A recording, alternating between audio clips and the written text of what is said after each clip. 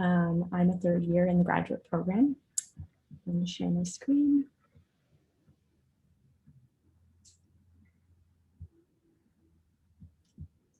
Can you all see my screen? Okay, cool. Okay, so this project is a National Recreation and Training Center within the United States Tax Courts building. So this is the site, the little red dot is where the United States Tax Courts is currently situated. And there you go. The United States Tax Courts was designed by Victor Lundy in 1974. And just a little bit of information about what happens at the tax courts. It aims to provide the resolution between disputes between taxpayers and the IRS. So they only see federal cases, but there are judges and offices and courtrooms primarily in this building. So here are some sections and plans of the current plans. These are the original plans of Victor Lundy. So the building is divided into sort of 4 separate pieces. The tax courts that are kind of cantilevered up above the entrance, judges' suites on the 2 sides, as well as offices in the back rectangle as well. And then the second program that was inserted into the tax courts the second form that was inserted was the Hunstanton School by Allison and Peter Smithson, designed in 1952. This is an interior photo as well as a formal plan.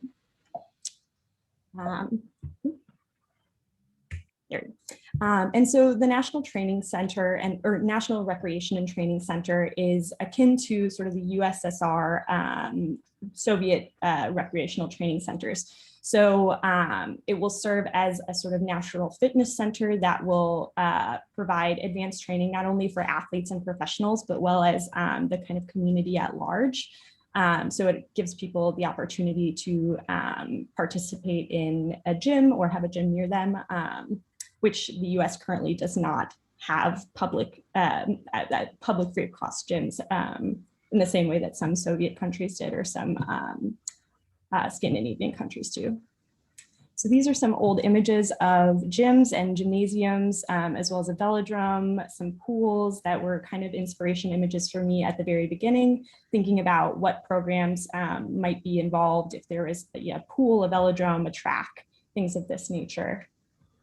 And then this is this still that I believe a few jurors might have seen from a little bit earlier of the technique that we were employing. Miguel and Yadi touched on it a bit before, but it was a technique to move pieces around to create oblique surfaces, and maybe a little bit akin to Kelly's point.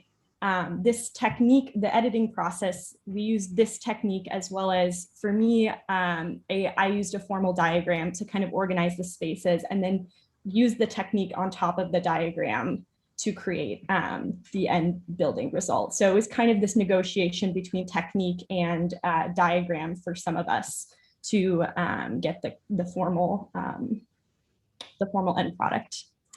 So here are some sections. I'm going to go through them quickly because we will move on to the Miro board and we can take a closer look at them.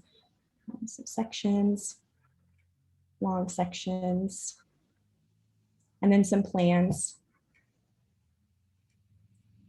This is moving up. And then the tax courts, Andrew and I had talked about throughout the semester, are kind of already doing a little bit of the nothing in particular shape that is the exterior of most of the buildings. So this building ended up sort of following this box technique of folding over into itself. This is it as on the site. Again, here it is on the site. An aerial view of it placed on the site, and then its context. And then we had been working on vignettes throughout the semester. And so these are some earlier iteration of vignettes. They're a little bit spooky, we talked about. Trying to understand how the 2 programs might interact with each other, and also trying to gain some sort of spatial, generative spatial images of what the interior spaces might look like. So these were some earlier images, and then putting it into kind of the building. Now you might see a tax court or a courtroom that is above a track or judges walking on the oblique surfaces, maybe a dance studio going on below it, another court, people working both in the recreational facility as well as in the tax courts, and then a track, as well as how people might enter the space. So yeah, I'm gonna leave it there and we'll talk more about it after the mural. Okay. Nice, Alex. Okay, I am Chase, also a third year. This is a lot of ours actually final review. So making it count.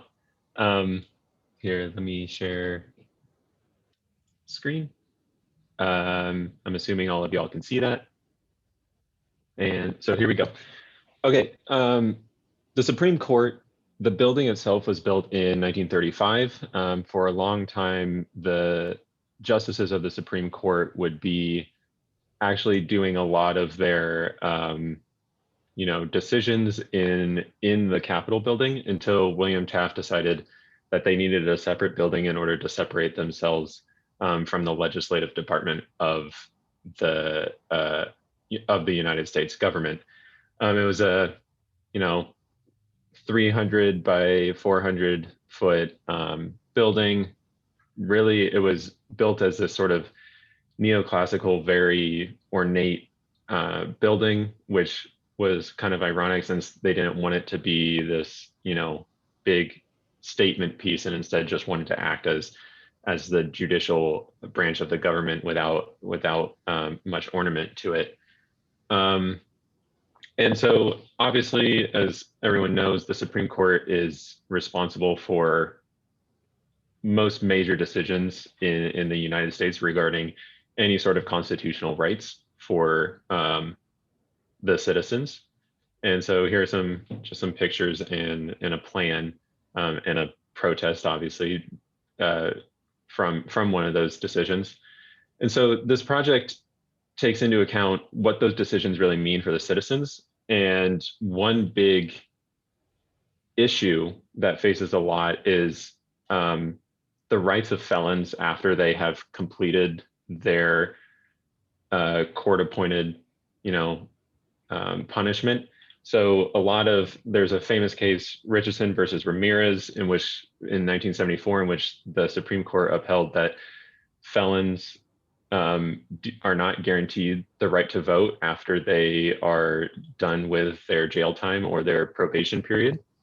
They've also decided that states can limit ex-felons, rights on gun ownership, on voting rights, on even just federal cash assistance. And so that juxtaposition is a big thing in this development of FRED, which is the Felon Reentry Department, in which ex-felons or former felons are rehabilitated and hopefully introduced back into society to where it will reduce recidivism rates across the board and really push society in a stronger direction. This was a diagram that was that initial diagram is starting to understand how these two programs might come together, how they might intertwine. And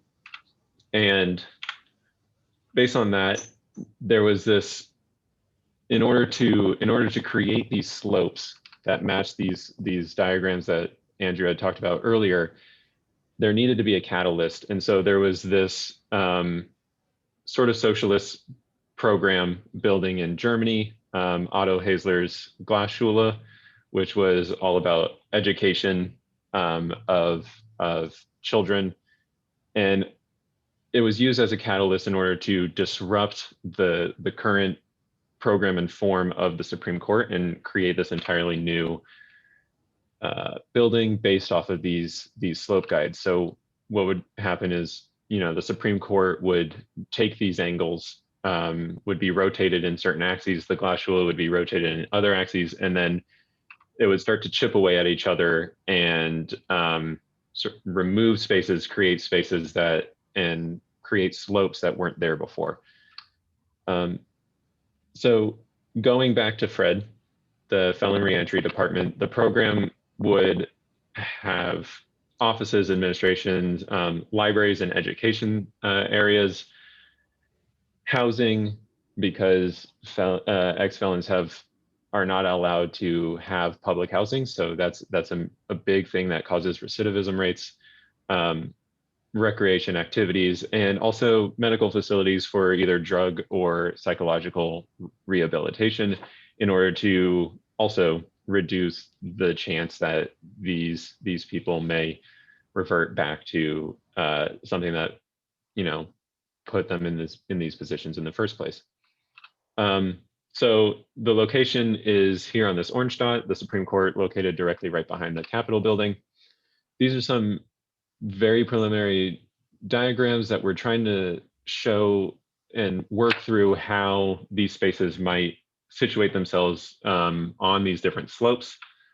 And so some plans that and sections eventually that go through these are just 9, and here's one. And again, like Alex said, they're on Miro, so it's a lot easier to discuss them in detail there. So I'll just run through these.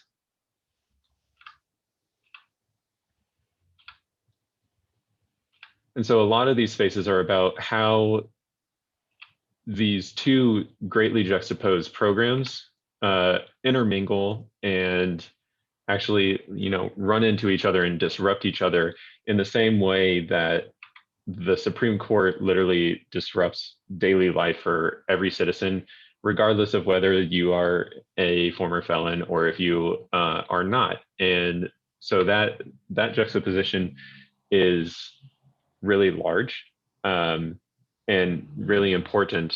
And so this sort of vignette shows that, the Supreme Court, while it's open to the public, kind of operates not in secrecy, but kind of cloaked to the public, in the fact that not many people actually see it in action. And so with these two programs intermingling, you have these instances where those who have been affected by the judicial system can now watch the judicial system in action. And so a number of different spaces that were developed. And the exterior of the building takes into account the urbanism of its environment, its connection to the Capitol, its importance as one of the 3 major branches of government. And it has it keeps the stairway, that processional stairway of the Supreme Court, and allows everybody to enter through the same way, to where it continues to create this catalyst of intermingling between those affected by the judicial system and those that run it.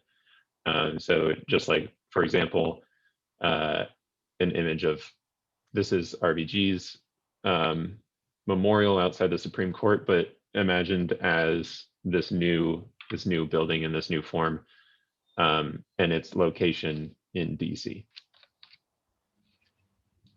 So all that is done, and we can hop to the Miro so we can discuss Alex's and my project.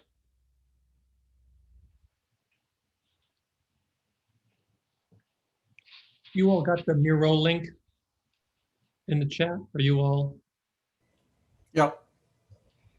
Miro navigators? How about you, Jeff? Bob?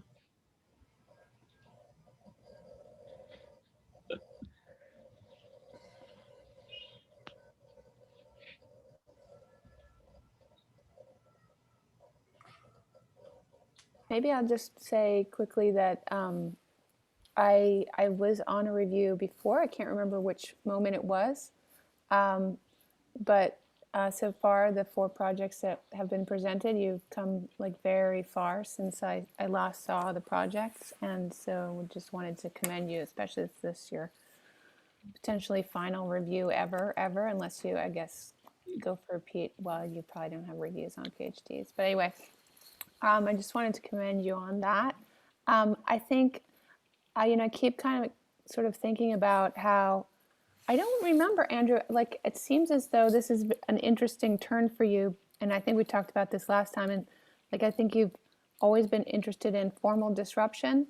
Mhm. And now you're adding in, like, programmatic disruption isn't equal in the studio. At least it feels like it, right? And that I feel is not, is that seems to be a new thing. Maybe it's not, but it feels new to me for you. And Yep. it's interesting because it's really like, really taking me back to Shumi. Like, I'm having these kind of Yeah.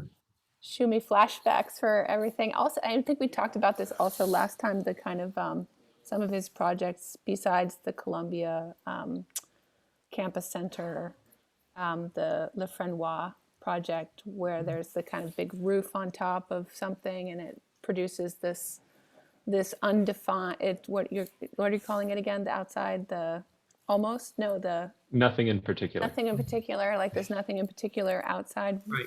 which Right. allows a kind of freedom on the inside, which I think that's very interesting.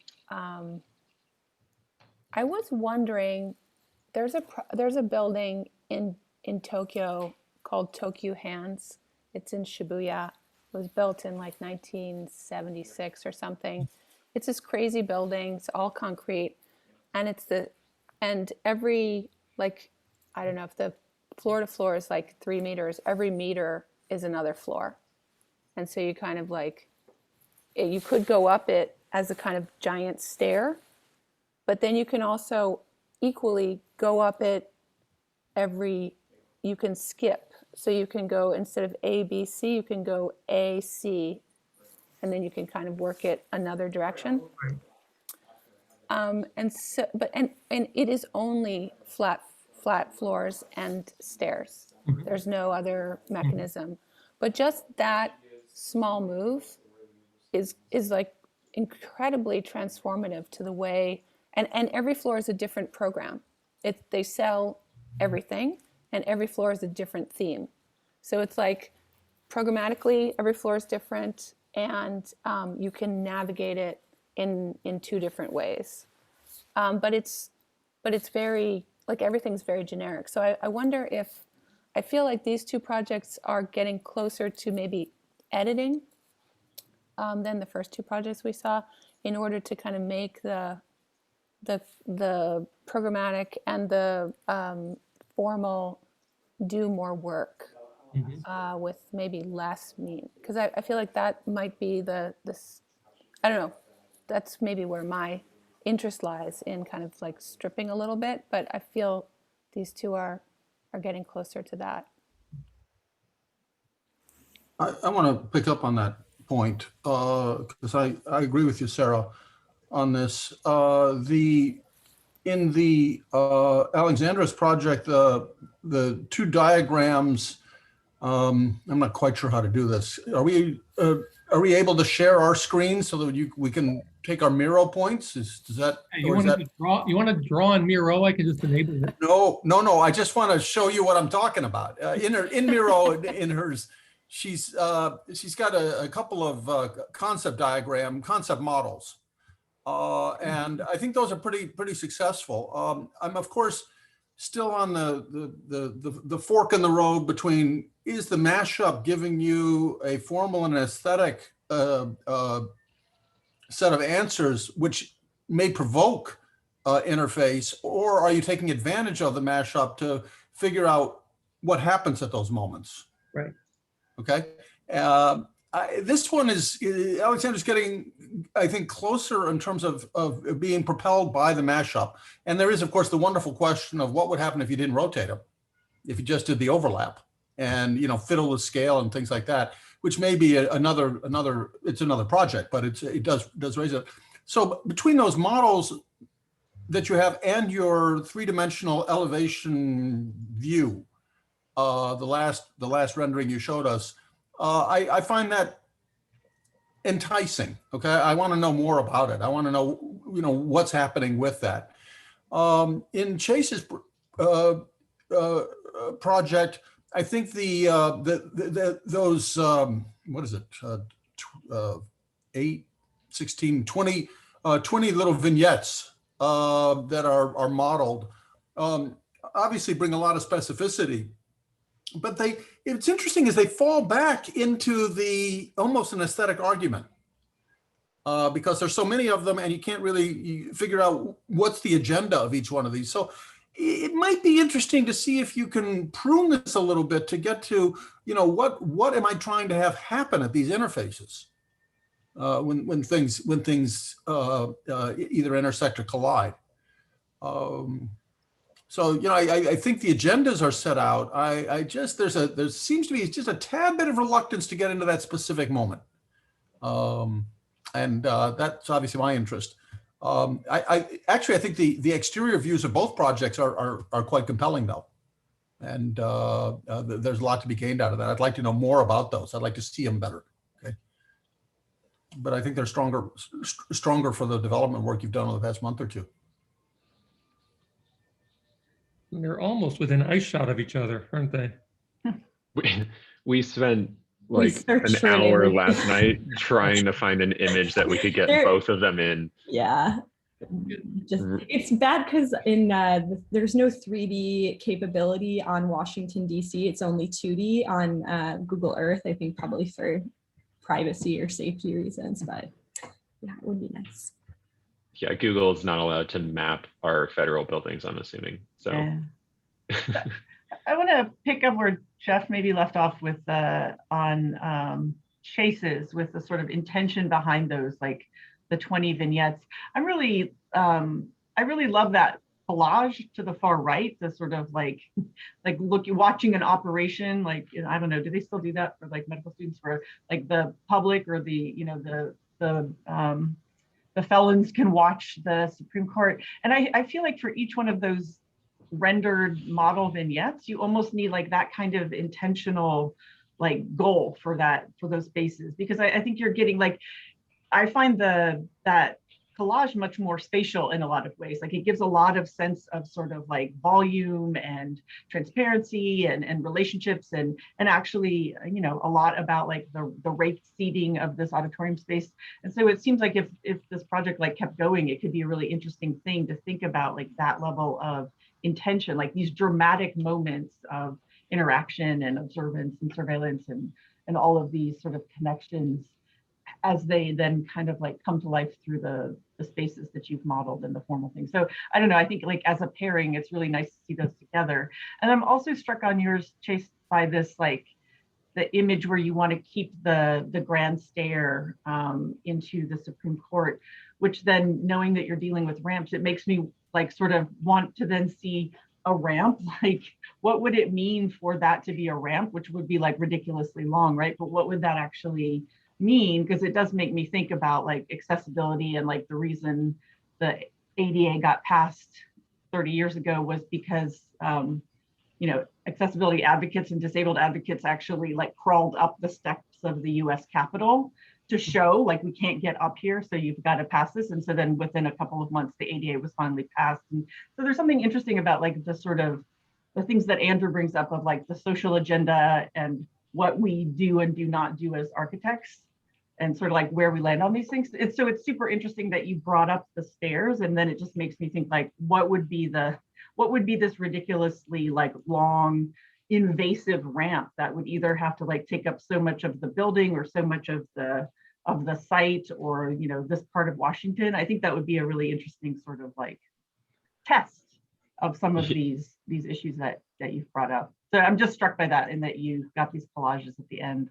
It just makes me, my imagination is sort of going more wild with like your collages, I think, than with necessarily some of the more carefully rendered views.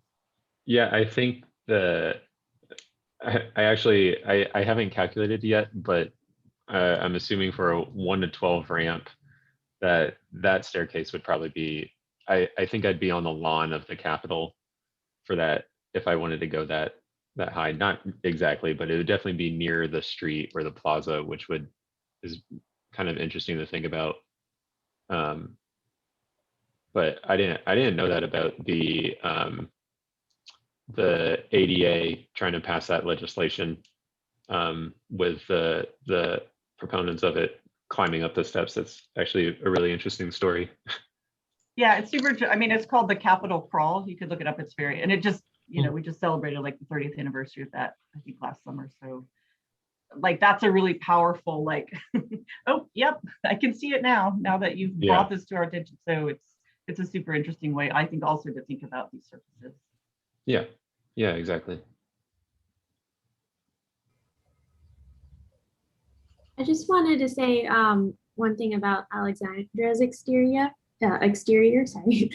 Um, I like how you talked about it instead of like trying to shroud the whole existing building, that you kind of look back to your box studies last semester and you made it fold back over in itself. Because I know like just with the Victor Lundy Tax Court being the newest building out of the set and modern and having this interesting facade already, it's one of the harder ones to deal with. So I really like how you went about that, and that you went back to what you were doing last semester as well.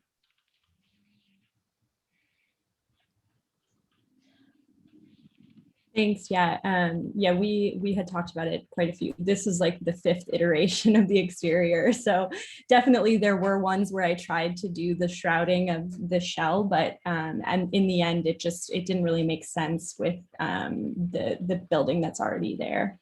Yeah. There's a lot of rethinking. Yeah. Yeah. So much.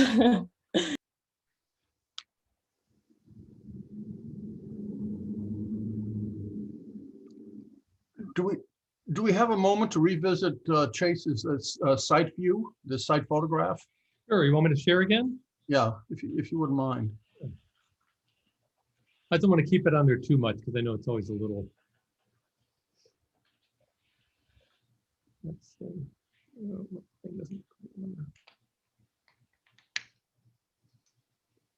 Should be up and to the right. Andrew. Okay, you know, this is not letting me zoom here in my lap. My head in there? Yeah, just one more up. That There you one? go. Yeah, that one.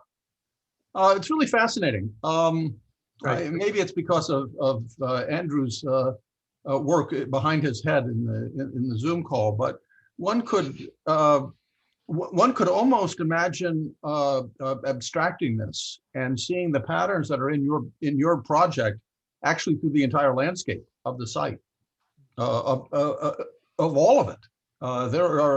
There's something in the rendition of this which is really quite mesmerizing in its richness. Yeah. And in a funny way, your building sort of just fades right into it, which I think is a positive attribute. I don't mean that in a negative way. It's sort of like it coalesces a bunch of what we might call colliding forces. You know, I found out recently the grounds of the Capitol across the street, that's an Olmsted plan. Pretty much intact. I mean, they rebuilt it as buildings on the underground building there facing the Supreme Court, but that's. I think to that point, Jeff, one thing that would be helpful, I think for both projects, and we see it a bit more in Alex's, where I think the elevations are rendered. I'd have to go back to look at the Miro, but there's a transparency that reveals the kind of muddy and complex interior through the facade. And so that's one way to do it, to render it. But I think that using vectors, maybe in Chase's case, might be more helpful, because I think also in that one view where we see, it almost seems like the facade's not coming all the way to the ground. It's like a skirt that's kind of too short. And so I think that there's a line somewhere there where you're exposing the interior and the mesh is starting higher up. That might not be the case, but in any case, I think being able to understand those nuances in the project through the elevation would be helpful. And I think you draw the elevation quite mutely, but in reality, I think we would see through it again in a kind of muddy way, similarly to the way we see it in the top site plan view, which I agree, I think is one of the nicest kind of views of it. Yeah. So I could be wrong, but it seems like it's not just hitting the ground kind of cleanly. Mm-hmm. So anyways, Chase, I think the elevations would be really great with the kind of emphasis or like aesthetics that you're adding to the site plan. Yeah. It's funny, and well, maybe Chase is actually a good example of that. This goes maybe to Sarah's question. The studio was a sort of calculated recipe. So the idea that it would be Washington, D.C. government buildings, that seemed like that was important. That we have a bunch of different ones, that seemed important. That it have the complexity of form was important, and that form and program both work. So all of those, you know, I would argue for. Putting them all together at the scale of these buildings made something that was unbelievably complicated. And I think what happened, I would think Chase is an example of that. There's more building than there are drawings to explain it. Would that be a fair, statement, Chase? Yeah, there's a lot of different, there's a lot of spaces that I would probably need like 25 plans to accurately get every single one. So there's a lot of building that that simply just like a couple drawings. I think Andrew, you had even talked about this before. Like there's just to where, which goes back to kind of our study last semester, where you know certain orthogonal, you know, 2D representation of these spaces sometimes just isn't enough to explain the building itself. Like the idea of, you know, being not coincident spaces and form, which makes it kind of difficult to accurately represent the building. But yeah, I would agree with that statement. Keep going with that though. Like if the projections that are being used don't seem adequate to describe the form, like what are your thoughts about new projections or kind of new ways of representing? Because my quick suggestion would also be that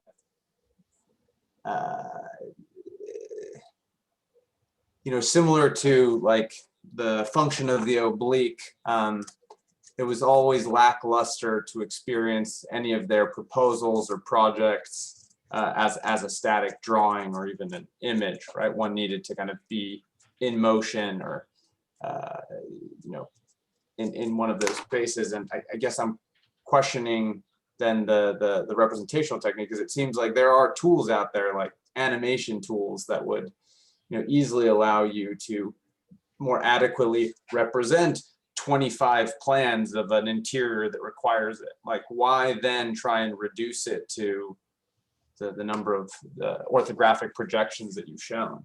Or in Alexandra's case, what I find also overly difficult is like tagging your sections, like the requirement that I'll need to kind of go back and kind of reference, and it doesn't help, right? It's like if you were to ask Eisenman to you know, tag any one of his drawings, like the whole point is that they don't need to be tagged because they're in a sequence and like you're meant to kind of read them in an order, and that the color is also going to code them in a way that allows you to maybe read orthographic projection in an unconventional way, though through a similar lens. So I guess I'm just curious, like what other tools might be at your disposal to describe these?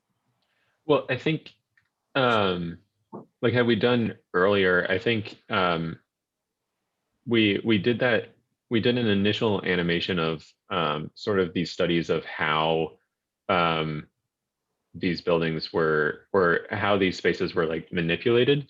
And I think it was really interesting to see, because it really did feel like it wasn't a static representation. Even though it was basically just like a series of all these sections and plans that we're typically used to, just putting them in animation as you move and just like slice the building and kind of just grade it away, sort of actually, you know, revealed a lot about the space, simply because of how things might be angled or sloped in certain drawings. It comes out as a big, like giant black square, but you know that it's really just, though it's just a thick wall that maybe is at an angle that was just cut at your section. And so I do think that would be, I think that's a study on its own, is maybe just, tools of representation for these types of spaces, rather than something that we really could get in depth of while trying to actually, develop program in space like this. But I totally agree that, especially with the way, parametricism and things and technology are occurring in architecture anyway, that, these new forms of representation are going to be pretty vital and replace this, very basic, very straightforward, just like ways of representing architecture in space, which definitely could have been used for these projects. Yeah, I would echo the earlier animations we had done, and I would have liked to have done another one for this. But I also will say that for me, the model, like making models, was also helpful to both like generatively understand the space and then go back and also be able to, because you're right that a flat image does not convey what the project is. Yeah, I don't, and I could also challenge that, because I would say that your instructor is someone who sure is also someone who I think firmly believes in the ability for traditional projection to do very unconventional things, right? And to put kind of pressure on that. And that's, could also come in the form of just the way these things get composed. Like, Chase, I wanted to be able to edit that Miro board and actually take the vignettes and position them next to a single plan, and then kind of read your project in that way. Because I think a lot of the projects have to deal with, it's not so much like difficult form, it's like difficult ways of looking, which requires you to, I guess, composite different ways of looking at a building, whether it be in plan or in perspective or a collage or in line, and try to produce a whole. I think, Chase, you kind of came the closest for me thus far in a really profound way, which has me also thinking about, like, most recently, a lot of the conversation around like the George Floyd case, where we're returning to this conversation about like the courtroom being televised, and how it kind of places, again, additional pressure on society to do the right thing. And I don't know, there's very kind of provocative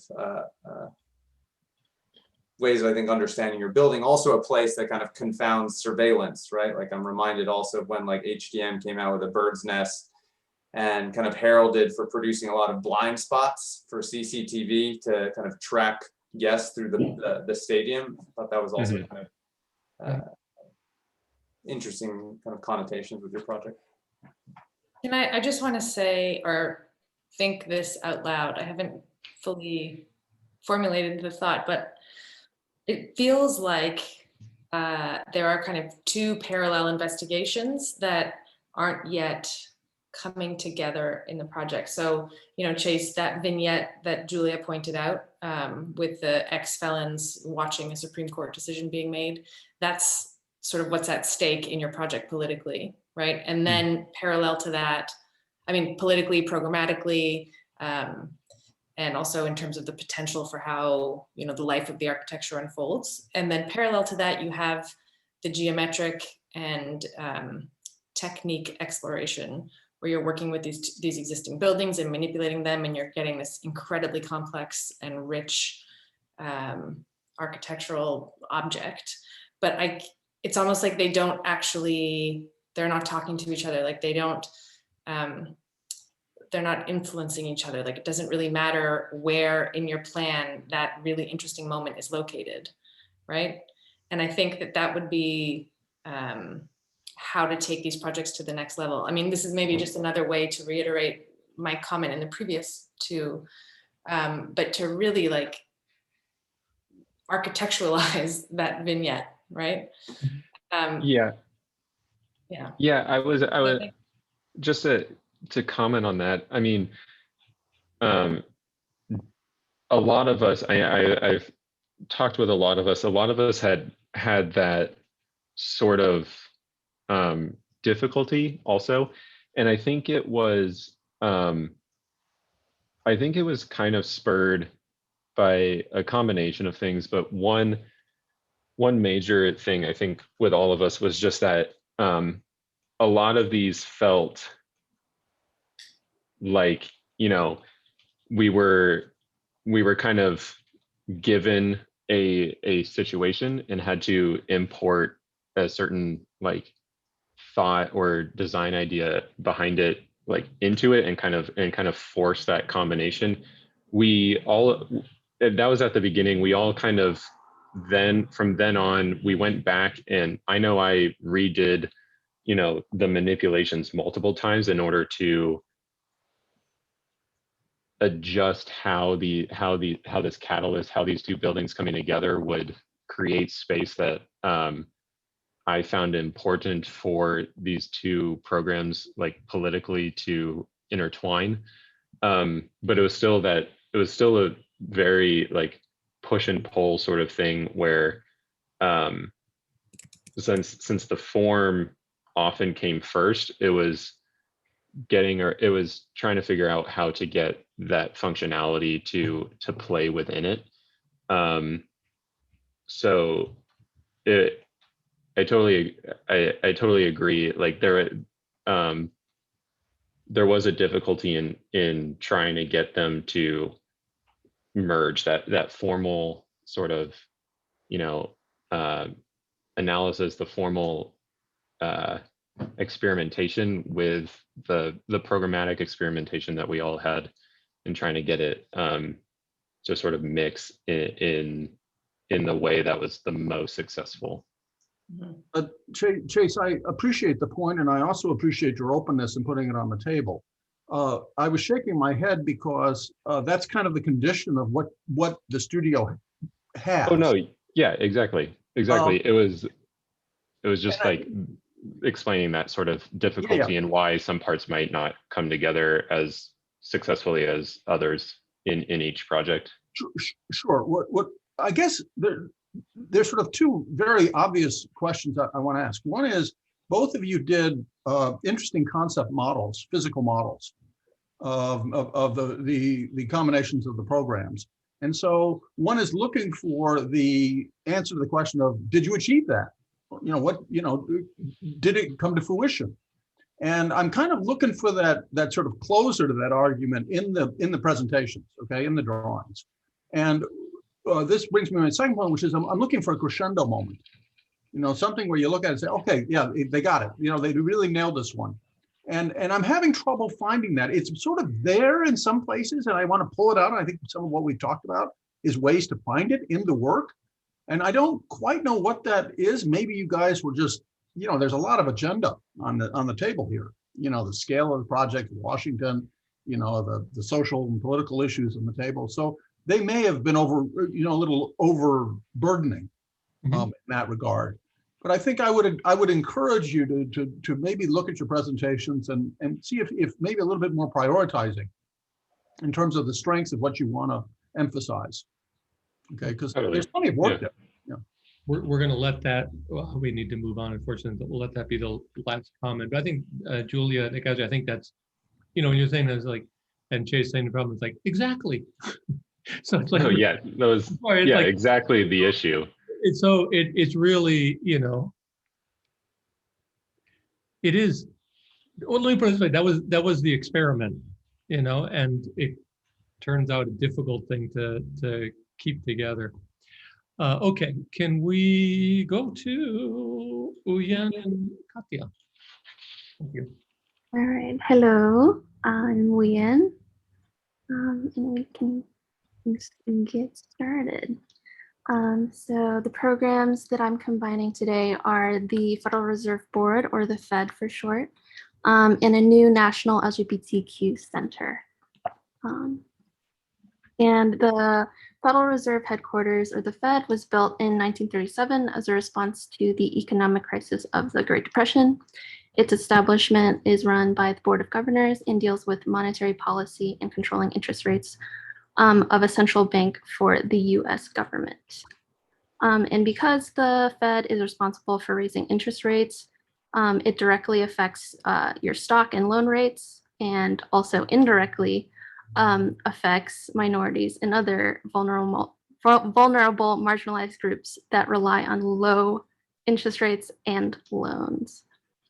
And that was notable too, because something that was interesting in the early plans that we were looking at was the architect himself, Philip Crete, made sure to like make it distinct and assign like colored versus non, like locker rooms.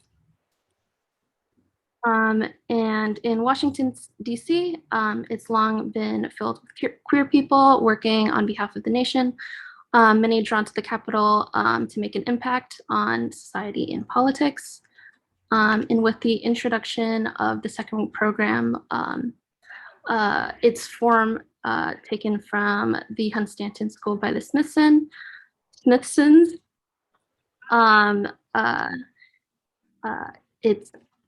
We're using that as a catalyst. And so the politics of the sloped surface entail the insertion of radical awkwardness and compromise in the way people respond and feel moving through the space. And in our investigations with the field guides that we had talked about before, we use that as a standard, but I also think the politics of a program surface lend themselves to becoming a formal expression of queer culture. And the history of queer culture is based in like the notion of making and inserting spaces for people on the margins of society to feel accepted. Radical self-expression and provocation is needed to challenge the world that shunned and stigmatized queerness. And so this is the program, and it's organized based on various centers across the US, and is meant to serve as like a celebratory place for activism, support, and pride. And that is, this is, that's the one. And then this is how the second program was initially distributed. And the plan is laid out through a series of sloped program surfaces that weave the two buildings together. And this was achieved through the paper model as a diagram. And the building becomes the physical consequence of these two negotiating one another. And these are some of the plans and sections.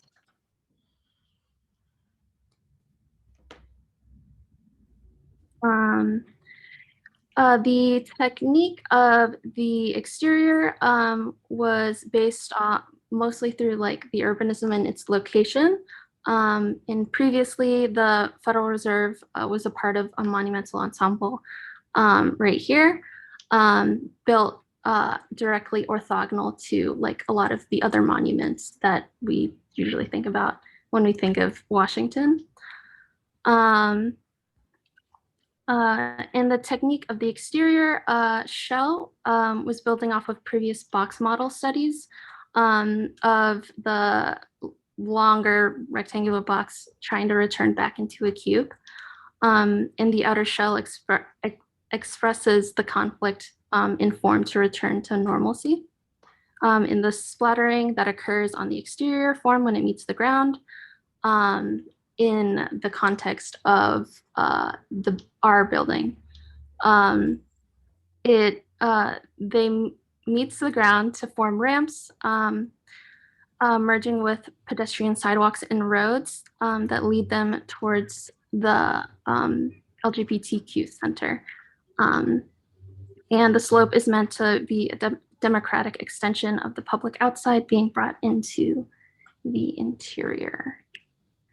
And that's just a view of it from the Maya Lin, which is very close to. And this is an exterior from a street view. And and it's just kind of showing how, you know, a lot of protests for like LGBTQ community has taken place like in Washington, but there's never been kind of a meeting place where like specifically LGBTQ people are meant to gather and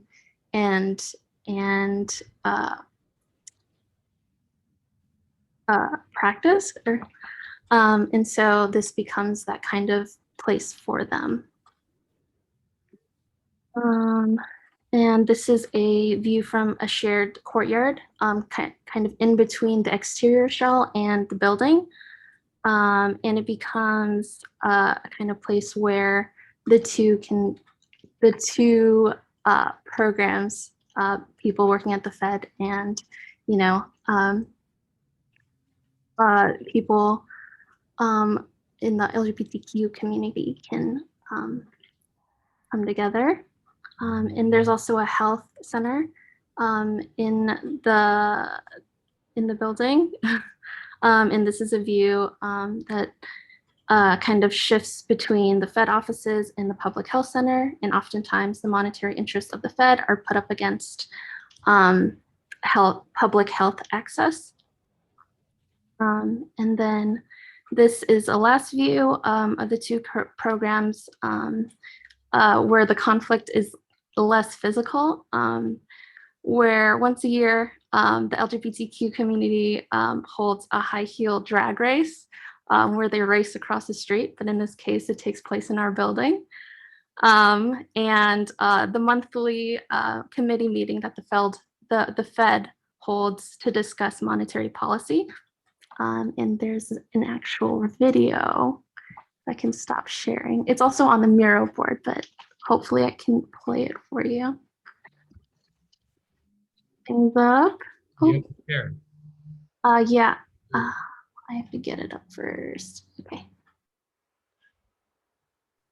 Here we go. Hopefully it takes audio. I'm not sure. Let me know. Securitization market conditions and practices may change over the next few years, and concerns about access to credit may become more acute. As a result, as April mentioned, staff recommends revisiting the QRM definition in 5 years, but earlier at the request of any agency. Meanwhile, staff expects that the effect of the rule on access to mortgage credit will be small. This judgment is based on the fact that the vast majority of current mortgage originations meet the qualified mortgage criteria, and so will be exempt from risk potential. At this time, most non-QM loan originations appear to be jumbo loans with interest-only payments with debt-to-income ratios greater than 43%. As these loans tend to be originated to borrowers who appear otherwise to be strong credit prospects, staff anticipates that funding for these loans will remain available. And that's it for my presentation. Nothing was supposed to move there, right? Okay. Thank you. Katya?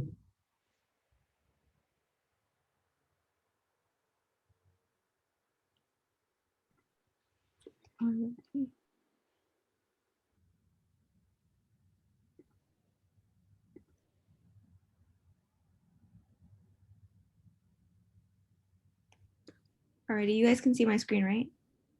Yep. So I'm Katya. So the project starts off in the current Department of Interior's building site, which is where the red dot is located. It's like a 400 by 600 foot site. My new programmatic, so I'm proposing to combine both the Department of Interior's building with the opioid rehabilitation center, because the opioid epidemic is like a big issue in the US, and a big reason why is because like pharmaceutical companies have like pleaded guilty to like over promoting it and stuff like that. So like basically these companies would pay for this proposal. So the Department of Interior's building it manages all our like national lands, so like all our parks and stuff like that, and it also manages like all of the like Native American reserves and all of like that stuff. And then I also so technically we combined it with another building, and mine was a Free University, which is like a groundscape type building. And then I kind of looked at some rehabilitation projects. This one is the Basel Rehab by Herzog and Demaran in 2002. So this was like a big box and then has like some openings, which I kind of resembled the existing Department of Interior's building. This project's kind of similar, but like kind of focuses more on circulation throughout. So this kind of shows like what the program would look like within the building. These are some old images from our animations. So this is a program diagram of how my circulation works within my building. So all of like the middle of the building is connected by stairs. So like all of the floors are kind of tilted slightly and then have stairs, but then there's like a larger ramp system that connects all of those floors. This is a section, and then like shows the programs, another section with the shell on top. These are some of the some of the plans.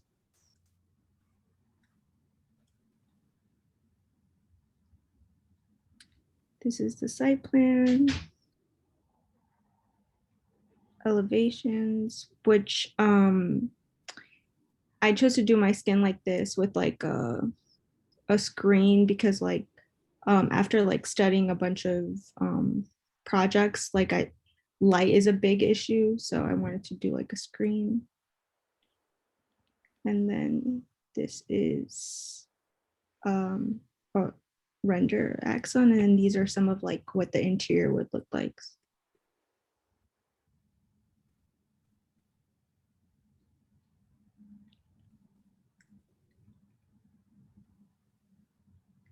Yep, so that's it.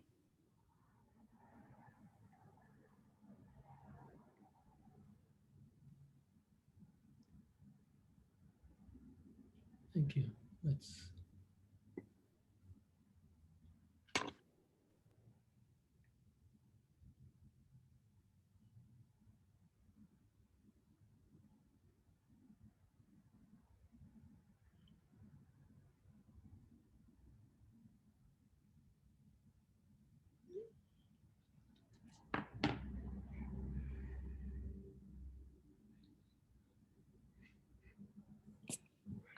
it's probably no, they're right these two are right next to each other. Yeah. UN, I just wanted to commend you on the clarity of your plans and sections. I feel like I can kind of read this building in a way that I haven't been able to as thoroughly in previous projects. So I think you've done a really good job with the kind of formal operations. And I really appreciate the splat of the ground. I think it's really interesting to kind of to have the screen or the shroud of the building become the ground and sort of extend the territory of your agenda onto the physical ground of the site. Funnily enough, your vignettes, I think, don't quite do the architecture justice. So in some of the other projects, the vignettes are really evocative, and the rest of the projections were sort of confusing. I think here it's a bit of a reversal. So I would, I guess, like to see the vignettes developed a little bit more in a way that's tailored to the strength of your drawings. the way, I mean, I totally agree, Julia, with the representation of the plans and sections. I actually think the views in this case, though, are, first of all, I think they are fitting with the setup for everything before. In other words, the story checks out. I think in other projects, it seems like there's certain views of the project that make it one thing and then other views that make it another thing. And so there's a comprehensiveness, I think, as you work your way through the mural board and as you went through the presentation. I really like the views because I think they situate the project relative to the other things that it seems to be in dialogue with in really nice ways. So like in the one view where you are foregrounding the Lynn Memorial, it almost looks like your building could be, like that memorial could be an entry to your building. Part of it is the coloration. Part of it is like the fact that they're both kind of black or dark, but also it almost seems like the geometry of the Lynn project is working in tandem with the splat where it hits the ground. And those two things I think work really well. It's almost like you imagine entering into the Lynn project, which then would take you to your project. So there's this kind of like weird portal aspect, I think, that's happening. And then in the other view, yeah, thank you. I'm going back and forth. I restart my mural, sorry. That's great.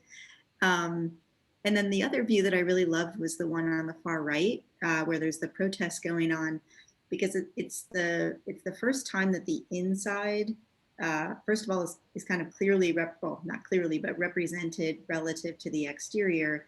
And it almost seems as if we're seeing the reflection of something behind us, as opposed to the embedded information that's actually inside of that envelope.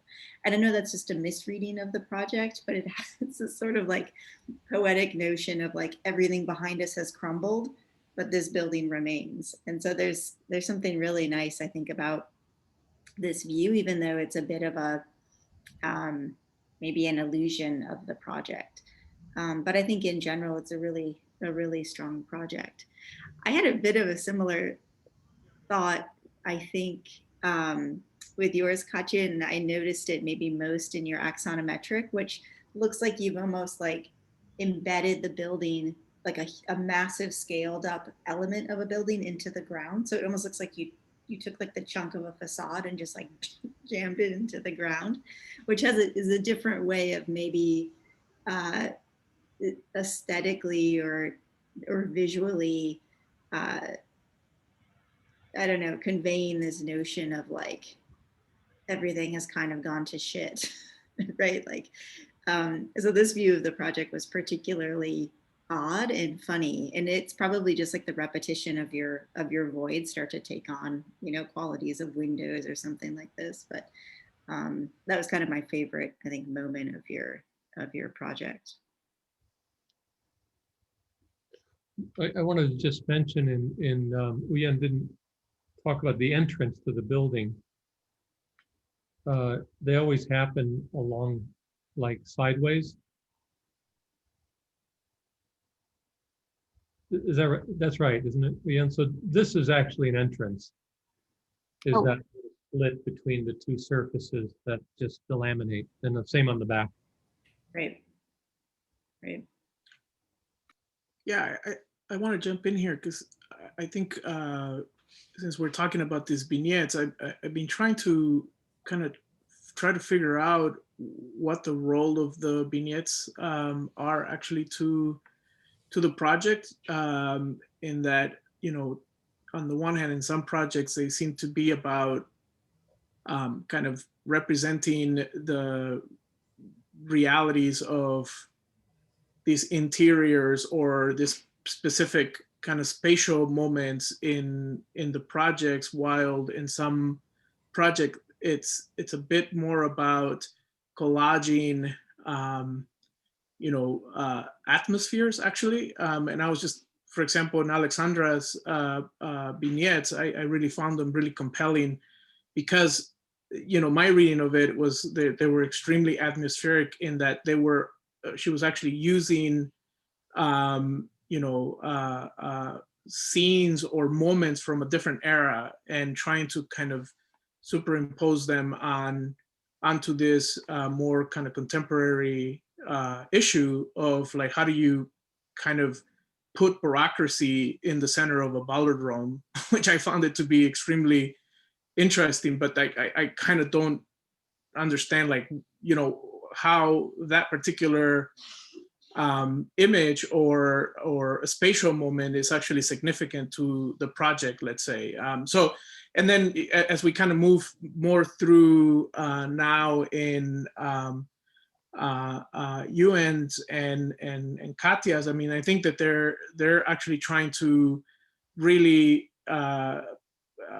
take moments of the projects and try to almost treat it as a rendering or an actual moment of the kind of what would be the projected future kind of realities of these spaces and the both on the exterior and the interior. So these to me feel more like the traditional exterior perspective of the project versus when we kind of have to try to understand the interior, the kind of perspectival representation is doing something else. So I'm just trying to think about what that means for the, you know, the problem of the studio. Also trying to link it to the conversation about you know, how do you deal with complexity in of these mashing programs and buildings as an orthographic drawing. So the oblique was trying to, or the oblique representation is trying to do that. So I guess, I don't know if I'm coming across clear, but I just wanted to maybe take a moment to point to the perspectival representation as something that I find really interesting in the projects. I'd like to pick up on Antonio's point there. Can we look on Katya's, on the two perspectives, those two right there, the bottom two left? Yeah. Much, I think it was Chase's with the Supreme Court and the viewing in on it. That had a very strong spatial aspect to it. Some of these, obviously, some of these renderings are rhetorical in terms of collisions or combinations that you wouldn't otherwise have. Some of them are spatial. And these two for me are quite spatial. And I'm reminded of Schinkel, actually, in the way in which those, you know, those sort of neoclassical buildings just come to life when you understand them from the perspectival views that he's presenting. One could imagine these as stage sets of your buildings, of your projects.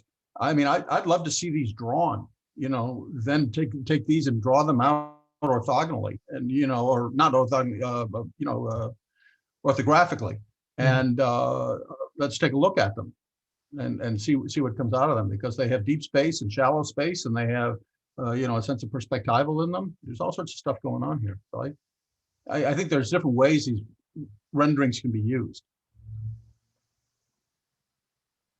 Yeah, I think while we're looking at these, while we were looking at those two images, I mean, I was sort of like picking up on that also. I think the project is interesting. I mean, all the projects are super interesting. I think the more things get presented, the more I think about like the names of these government agencies, and they're sort of like, there's something interesting, Katya, that you're proposing with yours, like where you're actually you're getting quite into the program and thinking about like, it's kind of like it's on the Department of the Interior to deal with the opioid crisis. So I really like that take on things, also like the social aspect, and also thinking about the Department of Interior, which of course, you know, is like is outside, but also just this like the sort of I don't know, like healing effects, let's say, of nature or something, and that you had the Free University as one of your precedents. I feel like those perspective views that Jeff was just talking about, I think they also give you they give you more opportunity to sort of like investigate this intertwining of nature and sort of inside and outside, I think, with your with the sort of like programmatic aspects that you're sort of bringing to the forefront with this. So I think there's like, I think you're starting to do that when you show that exterior axon perspective, site perspective, where you gouged out these kind of courtyard light wells. And I think like a kind of cross grain maybe of that kind of stuff would be interesting to investigate through those perspectives. Like Like that's what's so interesting, I think, about how the perspectives are being used here. I assume you've all seen the scalar shift of the Bidens with the Carters. No one can figure it out. Where's that from? I read a whole like News, piece, I and I think in the New York Times or the Washington Post about what happened. Like it's a wide angle lens. Biden's actually. Are they in an sitting Ames front of- room? I mean, it looks like some of the vignettes, you know? Yeah. Oh, if only had more time in Photoshop, I could have gotten them in there right. Yeah, maybe it is because it's not often that, I mean, at least for me, that I get to see that kind of Washington world clashing or colliding with, you know, these other more I don't know, really like important programs that exist outside of that suit world or formal world, I guess. Can I ask you something again? Because that little animation at the end was new. It was a little hard to hear. Was that like a recording of a session of the Federal Reserve? And Yeah. a recording of the race put over each other? Yeah, except the recording of the race was recorded like I had it playing in another room and I closed the door and I had the phone like next to It was a kind of sound collage. Mhm. Yes. See, I thought that was brilliant, but it was the wrong visual backdrop. Like I wanted a plan with that. And I think maybe I think you came closest, UN, to getting at like I guess utilizing a conventional orthographic projection in an unconventional manner. Because you're also the one who I think, though you're not as careful to utilize line weight as Alexandra was, for example. I do think that your project comes the closest to starting to suggest fenestration in a way that makes it difficult to separate maybe column from window. Like I get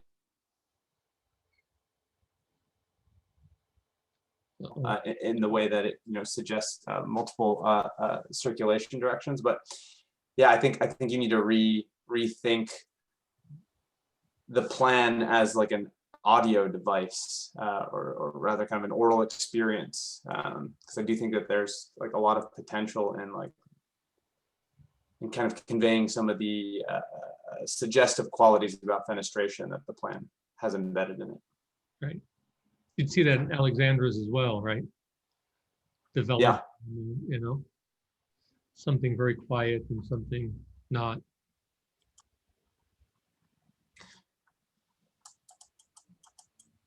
Right.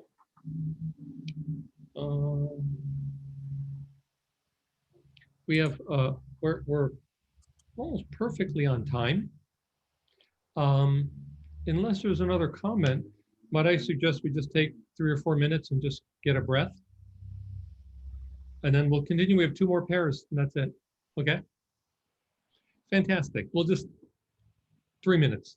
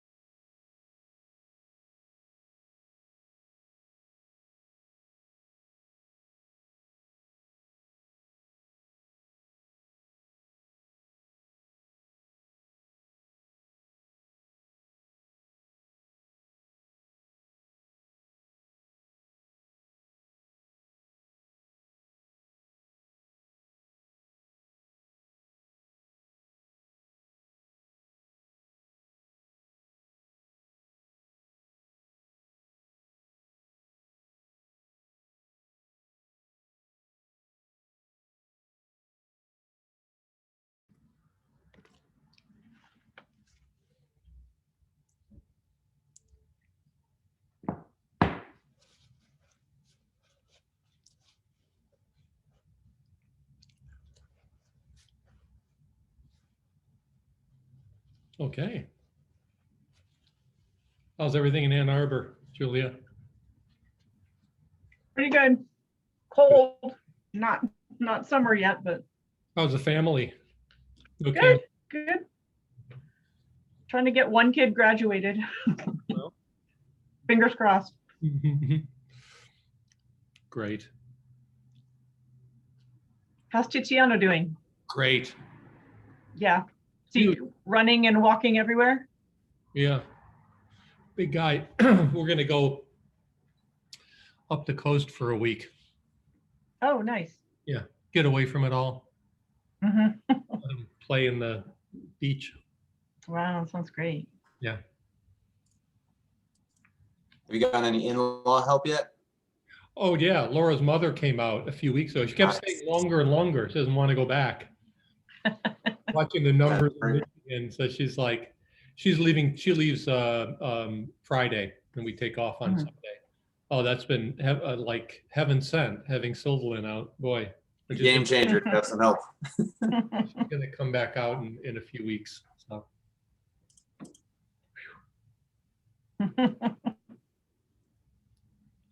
She loves it. Wants to play with him all day. We're sick of him, of course. But we're stuck with him. You know what I mean? You know what I mean? You're tired of them. You can't get rid of them. What are you going to do? That's right. You're going to keep them? And you're sad as soon as they're gone. Yeah. Julia, how's your little one? He's doing well. Yeah. He's on the move now, so it's much more work. Sure. Yeah. That's Tiziano. Great. Yeah. That's great. Just a big old. Is he in preschool yet? Oh no. He's only like 17 months. Oh. At 2, they have like okay. 2. Yeah, I guess it starts soon. I forgot all of this. Yeah. I thought I could throw away those files from my memory hard drive. I purged all those files. There's a whole series of new things now. Do you know Peppa Pig? Not yet. We're not into the media yet. Oh, Peppa Pig is amazing. No screen time? No screen time. Not till 2. Thomas, Peppa Pig? Oh, very familiar with Peppa Pig.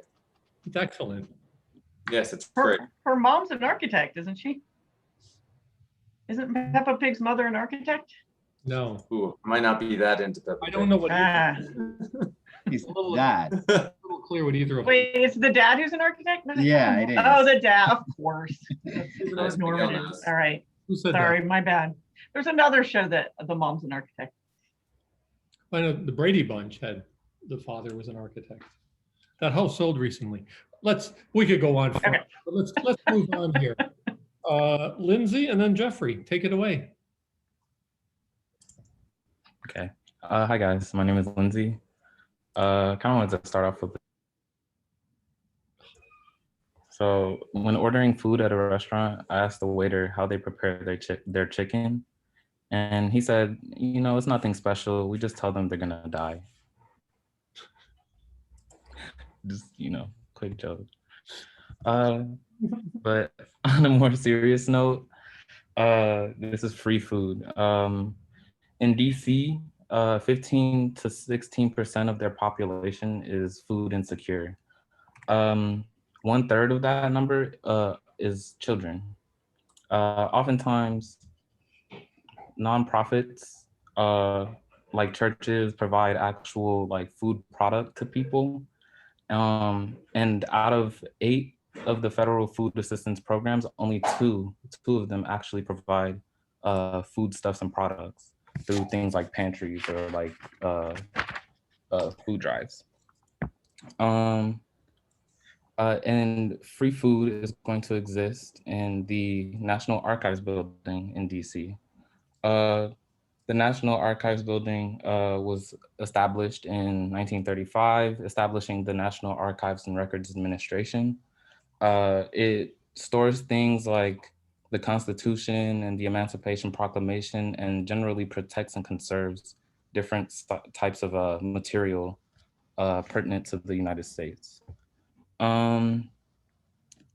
And so the National Archives building exists next to the Department of Justice and right behind or in front of the National Art Sculpture Garden.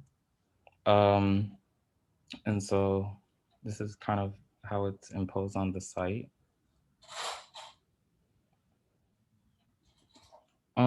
So the National Archives building generally has most of its space taken over by stacks where all of the material is generally stored.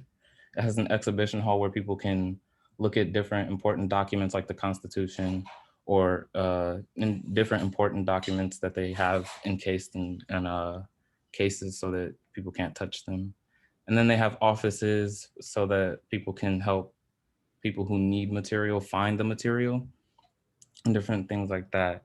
Free, which is the food repository for eating and education, will add incubation spaces so that people can have private kitchens or shared kitchens to kind of learn to cook or support their business, their food business, or just kind of for fun, just to learn.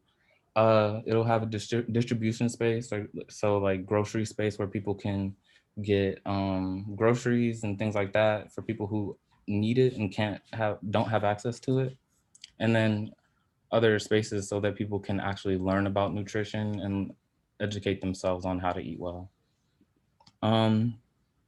So for my building, for the building, the program of the kitchens and food space, free space, wraps around the stacks and of the National Archives building, and kind of allows people to peer into what these different documents kind of are without actually like necessarily actively touching them. And it kind of at the top half of the building, it kind of wraps around each other in a sort of double helix fashion where they kind of just wrap around each other. And so in this, you can kind of see where the blue is. That's where the free, that's where the food program is. And then right above it, alternating would be the stacks for the archives. In my plans, you can kind of see how, excuse me, the kind of stacks are kind of, here we go. So NARA, which is the National Archives Records and Administration, kind of sits in between, at least in this case, the free. So where the food will be, and there's a ramp that wraps around the archives and the stacks where people can, walk up and without like, stairs. They're just the ramps for circulation. Same here. This is how the two kind of juxtapose next to each other. And then at the very top half of the building, they exist next to each other and continue to wrap around each other. So you can kind of see how, I'm sorry. You can kind of see how they like exist next to each other. And this is, so in my section, you can see it a little clearer where like they kind of alternate, but it's because they wrap around. In the middle, it's kind of a combined space where the exhibition hall for the archives is there, but there's also dining hall space where people can eat if there's like a kind of food giveaway kind of situation, or like a dinner, like a free dinner type of thing as well. And the bottom kind of exists so that they can have food storage, but also have, these incubation spaces where people can learn to cook as well. There's another one that kind of illustrates the same idea. And this is the opposite side that does the same. These are the elevations to my building. It's kind of like an inverted pyramid. And then this illustrates just kind of how someone may be learning how to cook in these like private kitchens or shared kitchens, but also being able to look on the other side to see how these books and like people, what are they called? Archivists may work with books and things like that. Same here, kind of like, I was thinking, I mean, this is kind of like a stall or a kiosk for people to get food, but also it could be one of those spaces that acts as a practice business for people to learn how to you know, sell a product or sell their food. And it exists right next to, in juxtaposition to the archives. Same here, where people are able to kind of access the material of the archives, but also access grocery space or food right next to it. Yeah, that's it.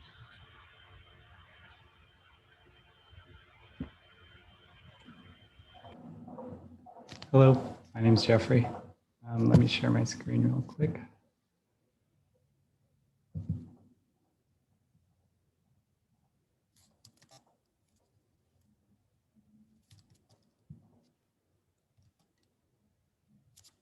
Can everyone see this here?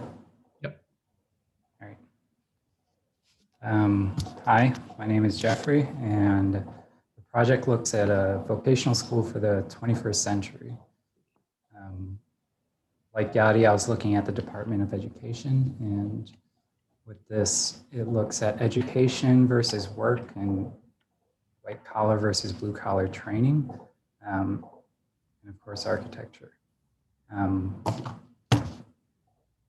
fact, the Department of Education, they just took out Columbus Day off its calendar, and that was probably the biggest news I've heard from them, is more of a political and social upbringing that everyone pays attention to, because when I look at the Department of Education, there's a lot of issues with student debt or access to education in general, and for us, we're looking at how architecture can influence that, and how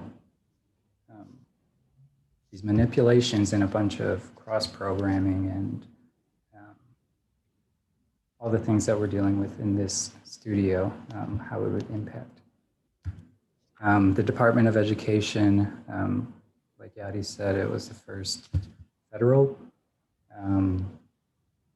office building in a modern international style. So it was the domino scheme, flat slabs. It was just an open plan, very different from the White House or the Capitol that you see in the background of it.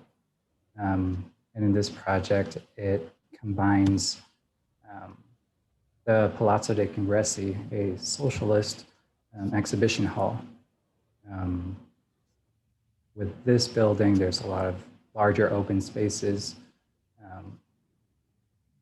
that can hold not only a lot of people, but if I'm looking at education, there's always higher education and then like manual labor. And we tend to forget about that, at least in college, because we are surrounded by higher education, but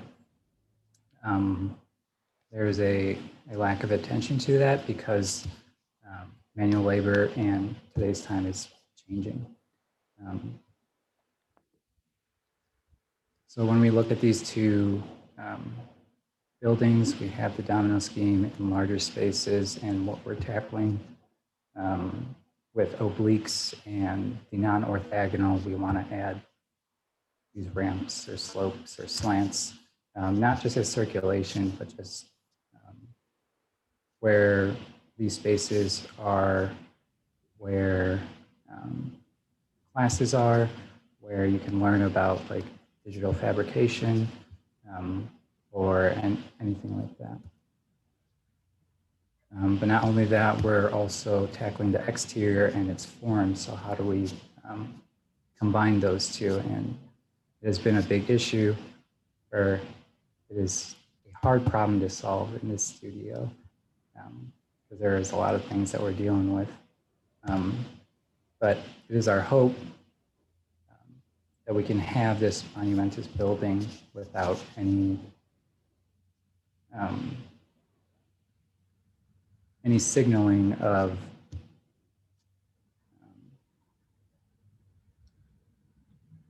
just like the federal buildings that we have today. And so we look at forms like these where it's ambiguous and you don't really understand what it is until you get inside, and it gets even more complex. And with education and training to get into the work field, it's just as difficult. And so with these, it's not just, we take the domino scheme with the flat slabs, or even like a parking garage scheme, but it's also including larger spaces. In the interior, or in the middle, you could see, combined with these ramps and flat plates. But again, it's not just housing, or it's not just circulation, it's where these moments are actually happening. And that is reflected in these double height spaces as well too. And that comes from the architecture of the palazzo versus the federal building of the Department of Education. And it looks typical in the long section, but like when you start to explore that Z-axis is where it really gets that radical awkwardness. But also exploring kind of how you enter the space and how you go under or beneath, because entering the space or entering this large ambiguous building, the signification of it is you're always guessing of what it is. So the fact of just entering under and climbing up through classrooms of higher education and hardworking labor all in one space. It is, you don't see that nowadays. They're always both separate. And in the elevation,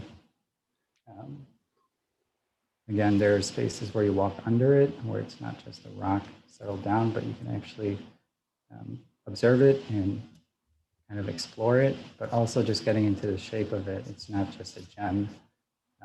We're using these slopes as well to cut it vertically and horizontally. And that too influences the space. So if we look back at like white collar jobs just in your office or versus like labor jobs, it's completely changed where everything is digital, and it's more of like a research and development project that the project proposes. And so you get more spaces like this. Thanks.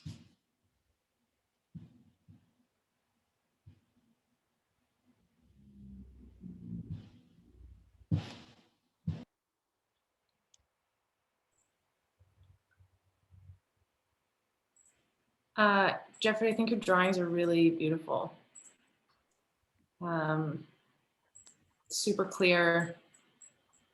Hold on, I'm just trying to navigate there in my Miro. Yeah, I mean, you're the first person who's treated the shell, not so much like a shell, but like the exterior of your building, which is kind of deviating from the mandate, I guess. And I think it's working for you. I mean, I don't know, it gives the building a very different feel than some of the other projects. It also puts a lot more responsibility on your skin, the space between, you know, the interior elements that are interacting with the skin, the shape of it, you know, what's the degree of porosity, you know, there's a lot of questions that it brings up, but I think maybe it's just very satisfying after seeing so many that are working the same way to see an attempt at incorporating the shell into the architecture of the interior. So I think that was a nice move. Yeah, I think your plans are really nicely drawn. It's also one of the first ones where you have like legible, open, figural spaces in your plan, a kind of like hierarchy of spaces. I can sort of trace a path of how one might move through the plan. So yeah, I just wanted to commend you on reaching this level of resolution with a really tricky project. I do feel like when you arrived at your interior perspectives, the second one is quite interesting with the layers of the image, the kind of like the way that you're collapsing the space onto the picture plane, I think is really interesting. But the first one, it's almost sort of like a diagram of what your idea is about. And for me, it would have maybe served your project well at the beginning as a kind of intro to your ambition, and less as a vignette of an interior space. I also want to pick up on Julia calling out the drawings, because I also agree that there's there's a quality to your drawings which has me thinking about a term. Andrew brought up Jesse Reiser earlier in today's review, and it's a term Jesse uses often. It's the word anexact. So I think the dictionary definition is like internally rigorous but lacking finality. And I want to believe, Jeffrey, that your section drawings are untrimmed in an anexact manner, which starts to suggest, and I want them to be precise. I want them to be done intentionally, so that we can also begin to read a certain degree of ambiguity into the kind of the presence of horizontal or kind of vertical plane. I think having those kind of anexact section cuts over top of a rendered underlay, it's actually a really, I don't know, like it's both simultaneously ambiguous, but then also kind of has this kind of level of finality to it as well, which I think is really commendable. I think there's really kind of, it has me going back and looking about all the other drawings and hoping that there are have those type of qualities in previous drawings as well. Like I have found myself falling in love with Chase's drawings now after having seen yours, to try and find that kind of anexactness, which is kind of present, I think, in your section line. So nice work. Yeah, I will jump on the beautiful images bandwagon. I think also the image I'm really struck by is the upper right, the rendering that you have very like carefully. That had me going for a minute. I thought that was like an actual original drawing. Like it looks like one of the Hugh Ferris zoning envelopes drawings. The fact that it's called Federal Building Number 6, like, yeah, you had me going. I had to like go look in the mirror board and see who did it, and then I realized, oh, this is your collage. It's really beautifully done, and I think maybe it gets to some of the things Thomas is talking about, this anexact, like you're definitely in control of this thing. It also just like leaves so much open to interpretation. What I really love is at the left side where you see this rock lifting up slightly, and then I can go and check that in the section. So there's a lot of really beautiful control you have over this project, and I just as an artifact, I just really love the deadpan nature of this particular image, where you have, I think, very carefully like sort of like worked in the style of the kind of like, you know, watercolor wash of this whatever era this original rendering was from, and looked at, and basically it's not just that it's nicely done, it's that you're actually looking at like the facets and the form of this thing that you're proposing in that same light. Like it's not accidental. So it's incredibly masterful, and I think it's sort of like it tips its hand over the sort of control you have over the whole project. So I just really want to call that out. It's a really fascinating image. And I think to go over to Lindsay's project, also, I think a lot of really great stuff going on. I'll say like one of the things that I'm most struck by are literally your last image, where you get like a lot more attention, or it feels like the project's fulfilling more of its potential of the juxtaposition. You know, there were a couple chat, I think Andrew and Bob both put things in the chat about not eating around the library books. And I think like a long time ago, I worked on a library project, and I remember at the time the librarian saying like, oh, they don't care anymore about that because like it's easy to replace the stuff. So like, you know, and especially on college campuses, you can eat and have coffee, whatever. Except in this case, these are actually rare artifacts. And so what's that?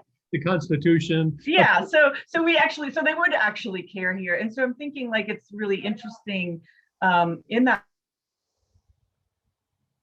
image where, so as opposed to this one where we have this like, you know, the Bon Appetit test kitchen next to the stacks, that last image, you're using the architecture to actually create the proximity and the kind of like peekaboo moments without like all of the like, I don't know, stress of these things actually like the dirty, wet food actually, you know, coming in contact with necessarily with the artifacts. And so there's something, I really actually appreciate all of your vignettes, but there's something really more exciting about this last one where the architecture and just these moments where you're cutting away and you're using the surfaces, I'd say like much more instrumentally to provide both the access to the two different things, but also the necessary separation or the necessary sort of like logistical requirements. I think it's really nicely done.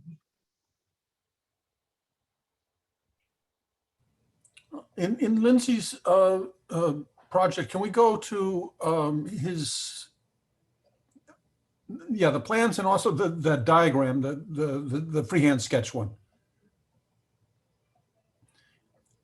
Yeah, it raises, if we can get a little bit more of the plans below. That's fine. As you walk through this project, it became pretty clear how that it was fairly well thought through in terms of how the helix is working and what happens on each floor. And in fact, looking at the plans on each floor, there's some really wonderful things that are occurring in them. And it's not just by accident, they seem carefully curated. And that freehand sketch of the double helixes is quite compelling. I think it raises the question of what do you do with an accident or a situation which is in a sense not given to you, but let's say you find yourself with, and at what point do you take possession of it? I can imagine if you had started from scratch and developed these plans and these sketches, somewhere there would be some three-dimensional model or an object or something explaining this, you know, so clearly. And I think the fact that it sort of tumbled onto itself and I mean, the sections do it, but somehow I think there's an agenda in this project which is not quite shown in the orthographic drawings yet. I just there's a conceptual richness here which is really best hinted at in the freehand sketch. And I'm sort of looking for a drawing, you know, or a model to tell us that. I think it's a solid project. I think it's a very solid project. I think both of them are. But that's just raises the question of what happens when you have a technique that leads you into something, and then what happens when you take ownership of it and you really say, okay, now I'm going to present that as the concept.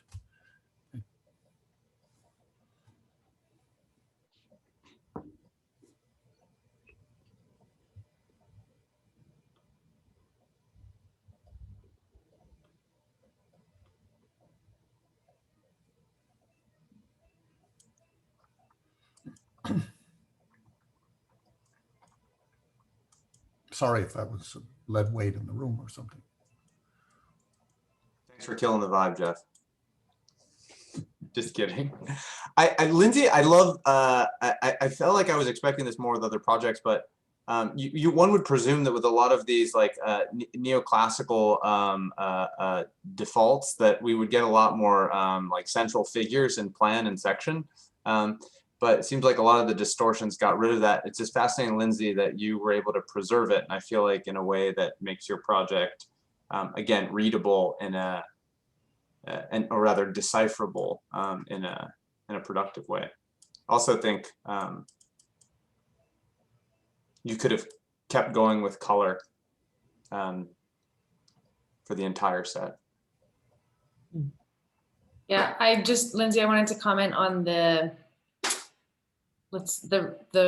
resolution of the distortions or the transformations, the resolution of that on the exterior of the building. So some of the projects that we've seen earlier in the day, they really display like a complexity and an intricacy that's hard to read, and it's almost like complexity for the sake of it. And I feel like yours hits a kind of sweet spot of like awkwardness and figural presence.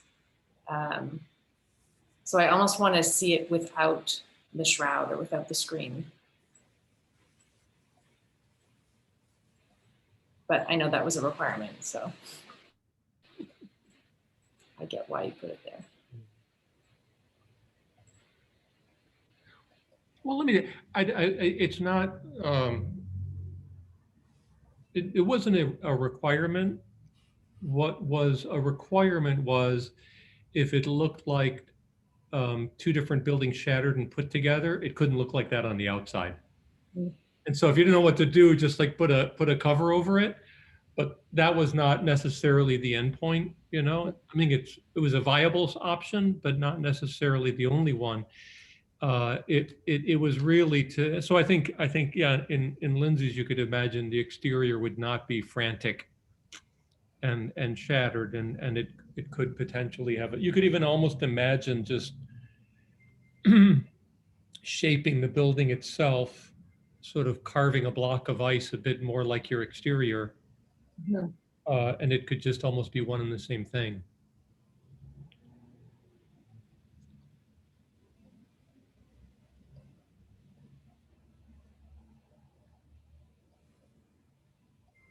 Great. Some last comments before we move on.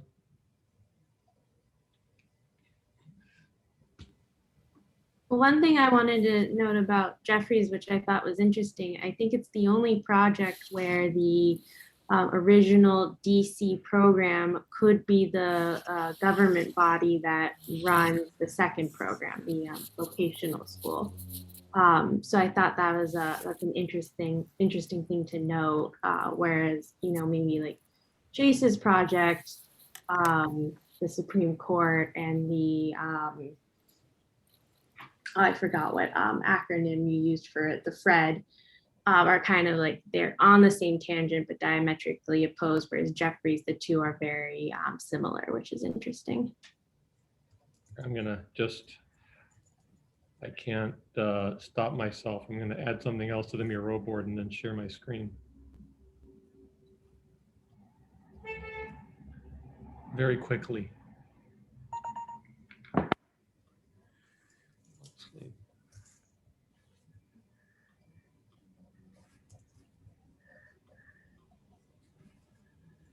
Well, I'll just open it.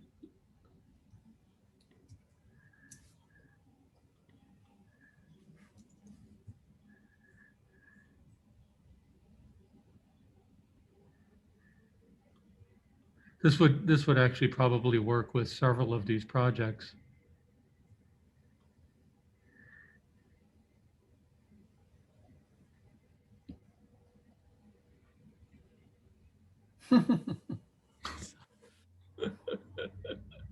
Not totally out of spirit with the studio. This would be like the Department of Education says we should do something about it. It's like, okay, I'm dropping off these guys who want to take these classes. We'll bring them by on Monday.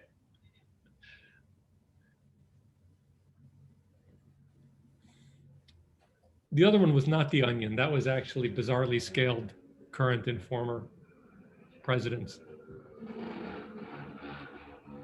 Great. Hey, listen, if there's not another comment, we'll go on to Regina and Shamsa, take it away. I think Regina, you're first. Is that right? Yeah, I think so. Take it away. Hi, I'm Regina. This is my final project of my undergraduate school, so that's exciting.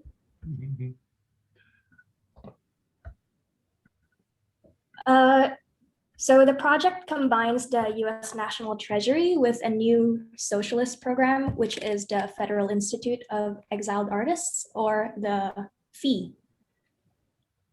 So its purpose is to explore the different relationships between money and art. So it takes into consideration the hyper importance placed on money and the high valuation of art in economics and culture, but also the underappreciation of artists who always seem to be like struggling and underfunded, especially in pop culture. That's just kind of the trope. So the building then attempts to redistribute the importance of these programs through the introduction of the slope. So this is done through the juxtaposition of two forms, the first of which is the US National Treasury, which is responsible for issuing bonds, notes, and bills. It was established in 1789, so it also does all of the printing of the bills, and that's the program list on the right. So most of the space is used for storing files, and it does have a cash room as well, and only a really small percentage of it is used for public transactions. It's like that much space. So it is half of the face of the $10 bill, which also iconizes it into like a representation of the US banking system. So the new program, the FEE, is a federal program that grants exiled artists residency in the US. So it has studio spaces as well as housing made available to artists who have experienced some form of imperiled condition in their home country. So civil wars, autocracies, natural disasters, anything terrible. So it welcomes all disciplines of art, regardless of the origin. The new program is housed by Adalberto Oliveros Palazzo de Congressi, which was designed in 1942 under Mussolini's regime. So it's composed mostly of larger exhibition spaces and auditoriums. So the two forms are overlapped as such, and the programs of the new building are informed by the two overlapping courtyards of the two plans as shown on the right. So the method is pretty similar to what a lot of people have mentioned so far. So we cut the overlap model on Rhino into little chunks, but I also like designed a logic base. So this Excel sheet, which predetermines the area, volume, and degree of rotation of each program. So a continuous ribbon of programs of varying thicknesses is then draped around those two courtyards. So the resulting form gives rise to varying degrees of interaction between the art programs and the money programs. So there's different areas in which there's physical continuity and visual continuity. And then there's also different densities of the little distinct circulations inside the space. So the site that it sits on is the red dot right beside the White House. And the entrances are only on the north and south end. So the building is shrouded by an exterior facade of trees that sort of miscommunicates the classical language of its original form. Yeah, so the trees are sort of trimmed into a rectangle on the exterior, but retains its fuzziness on the interior and on the bottom. So this is an entrance staircase. So I think the trees also make it more welcoming, which federal buildings typically are not. So it can be a site for the public to also hang. Or in this image, they're all going home and waiting for their Uber, is what I thought. And that contraption on the back right, the triangle, is the thing that they use to cut the trees down. So I'd also imagine that the trees would sort of change in opacity depending on either the season, but also probably if they like changed gardeners, it would also read a different way. Yeah, so this is a basement plan and the program distribution. So there are different scales of spaces. I'm just gonna run through the plans. This is cutting upwards. So some of the spaces are denser and smaller than others. And these are the sections that also show the overlap between the two programs that are colored differently. This is the longer section with the two courtyards.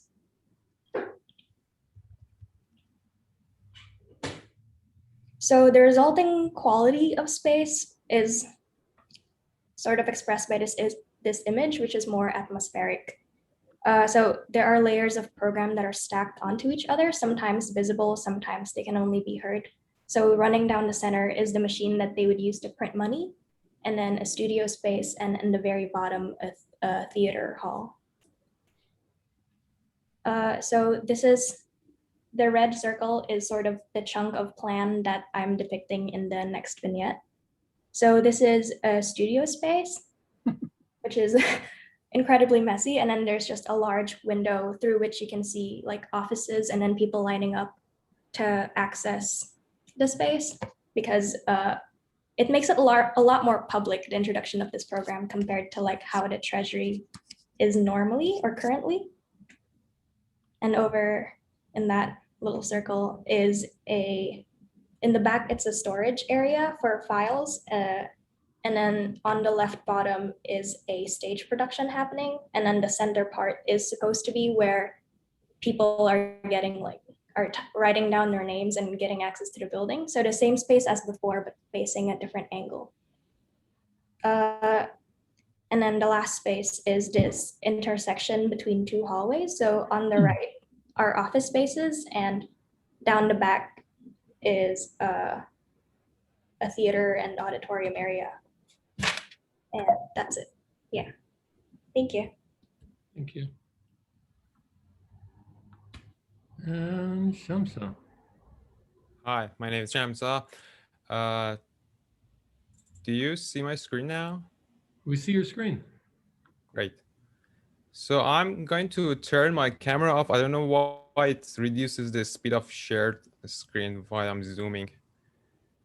So,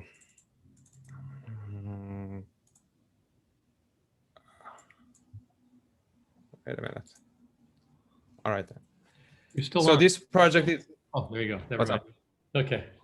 So this project is about redesigning the White House with a refugee job training center. Well, around 20,000 people each year enter the United States with a status of refugee. And among them, there are really well professional and high level experienced people that so I was thinking that's a good idea for governmental funding to make this center, to select these high-level professional people, to train them in a short period of time and put them in the right position in the industry. Like, for example, a really well experienced civil engineer came to US and he need to leave his own country for any reason, but he came to US with status of refugee. So instead of let them work in Walmart, he can train here and in a short period of time go back to the industry. And to the history, there were so many important figures that came or arrived at first with the status of refugee, like in science, entertainment, or even the politics.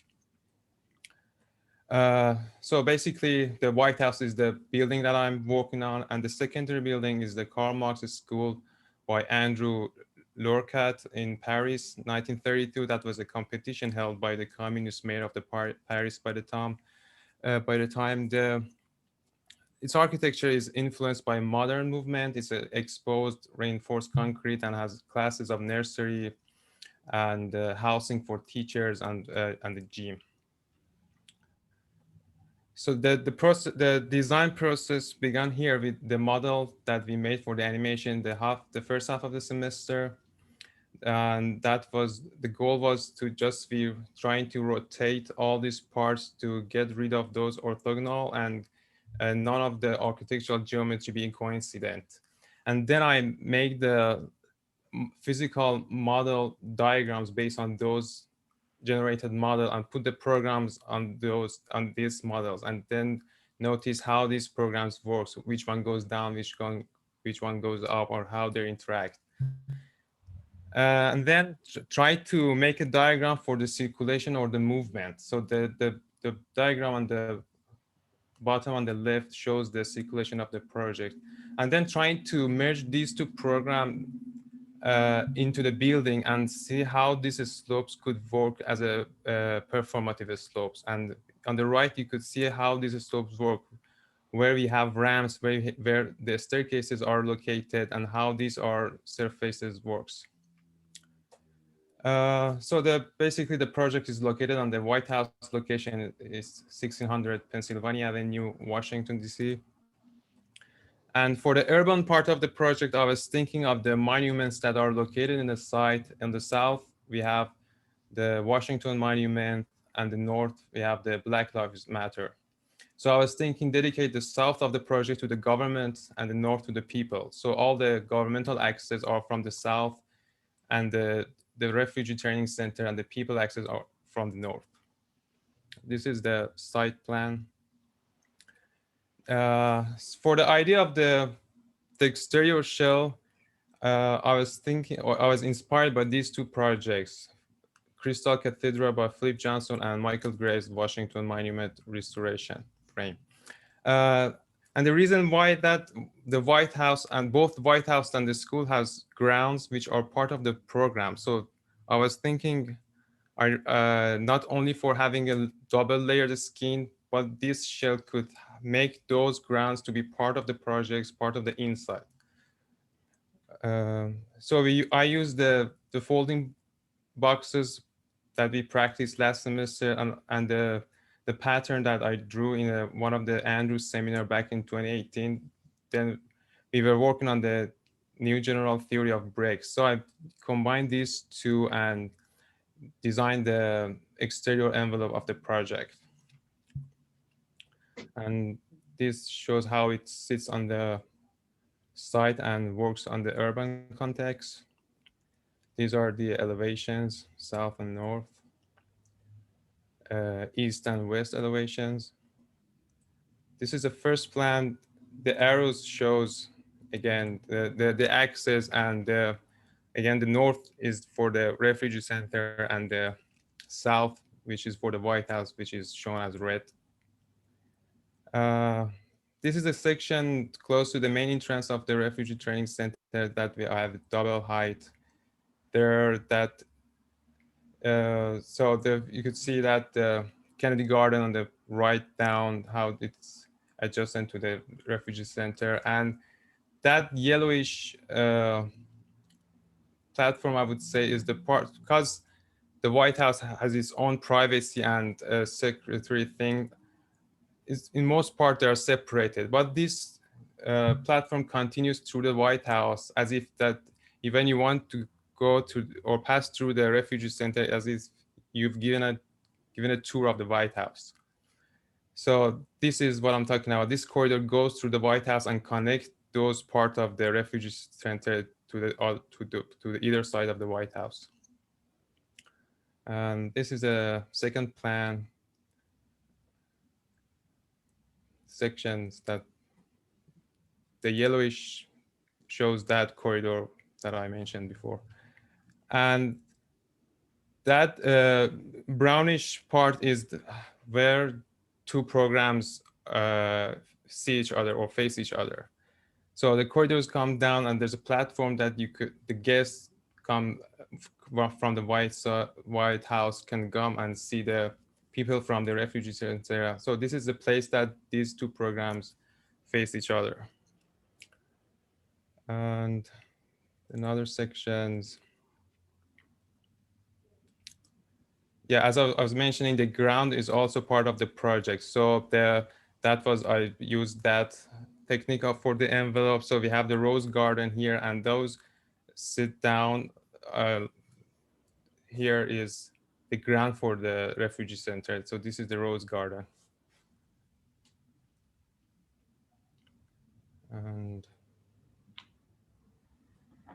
yeah, that's it. So I would stop sharing, and then we could go to Mira and continue discussion.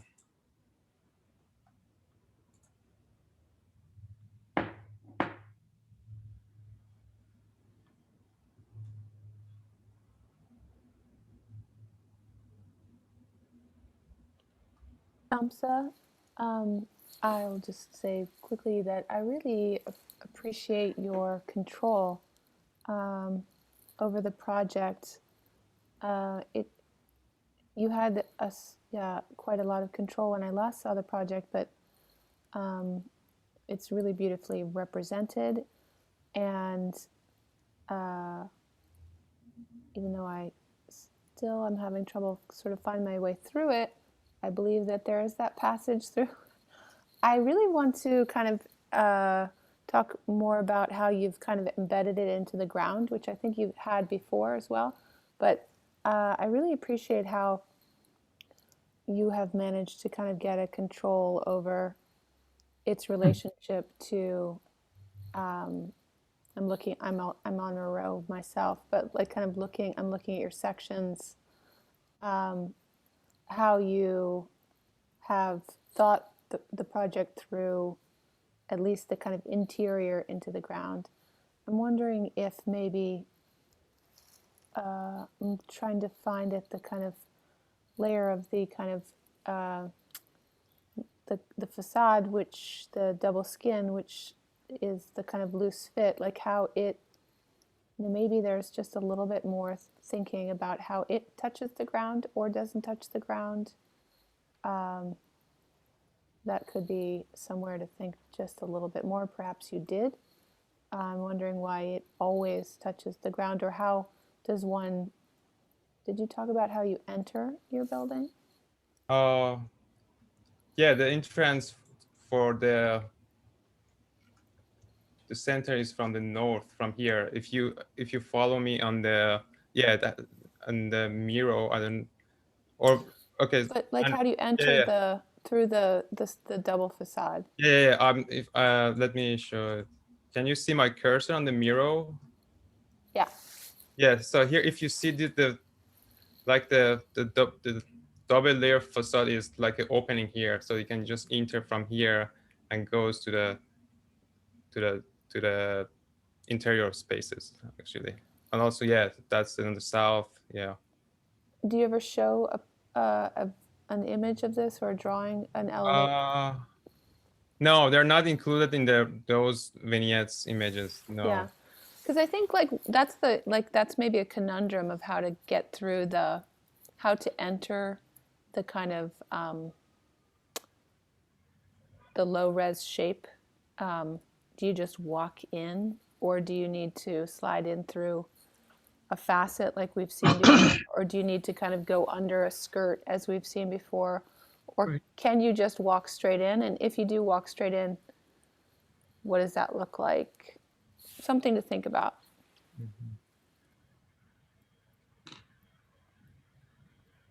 I also appreciate the clarity of actually both schemes, but Shamsa, the plans are really poignant in terms of having a clear point of view about how these two activities interface. I'm sort of itching for you to have a political science person by your side who is talking about the sort of demonumentalizing of the White House and having it as much more of a engagement place, which I think is where this leads up to. And therefore, maybe all of its executive functions are sort of off somewhere in some office building or some other agenda, which is a rethinking of government. And I think that's exactly, what the project is intended to do. With regard to the exterior skin, its relationship to the landscape, I, of course, am eager, I think, to see that also rethought in the same way as you have rethought the internal layout, so therefore the horizon line, wants to be tweaked a little bit, and can be worked, I think, a little bit more. But I like whether one walks on the damn thing or not, I don't know, but that's a little pat, but it's kind of tempting in a way, some part of it, some passage. And then in Regina's, first of all, I applaud the vignettes to the plan. That's really nice. We actually can do a one-to-one on this, which is great. And the plans themselves actually show a pretty thoughtful amount of skill. I like the way in which they kind of morph as you go up through the building. They both have a sort of a memory of their own self and then a distortion at the same time, and it seems very well calibrated. So I would commend you for that. The notion of its screening by the trees seems effective here, and I think in some way the overlap of the two courtyard buildings has worked in your favor. Nicely done, both. Can I just ask a question? Maybe I missed this in your presentation. Do the trees replace the screen, or are they in front of the covering of the building? So I didn't do the box, nothing in particular thing. I tried some forms, but because of just the dimensions and how flat the building is, it doesn't achieve that level of like distortion. It just looks like a rectangle. So this was like an alternative to just not letting the classical language of the first federal building like peek through. Right.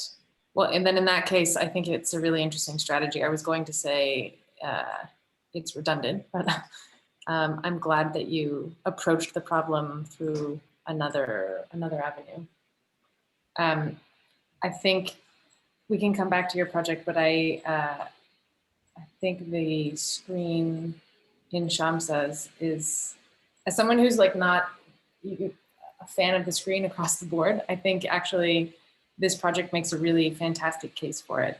It could be because the White House is just so symbolically loaded that it's such a radical move to completely shroud it in something that appears to be kind of burrowing into the ground. Like it's a very intense gesture, and I think the fact that you've like really worked out the geometry of your covering kind of helps make the case for it. So it's clear that you've worked through a set of like very precise geometric operations rather than just like shaving off of a bounding box. So I'm totally on board with your screen. And then, additionally, you've got the wrapping pattern and the kind of the like awkward overlaps of the different orientations of your grid. I think it's really, really strong. I was also struck by the sectional variety of your project. It's one of the only ones that I think manages that much variety. Like Sarah said, I'm not sure I totally understand the interior workings, but it seems like you do. So that's a huge accomplishment given the complexity of this project. Yeah, exactly. Andrea and I was talking before the final review. I was saying him that understanding these projects through the plans and sections are super difficult.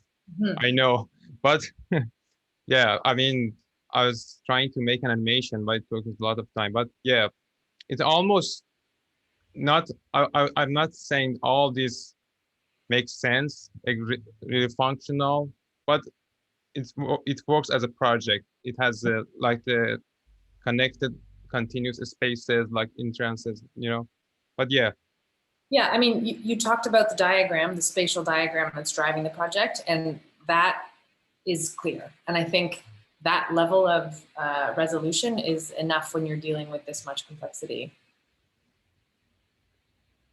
I think maybe for Shamsa's project, because his is the only one that takes the double facade and makes a kind of space between the interior and the double facade, which then becomes, I think, some sort of symbolically very important for the project.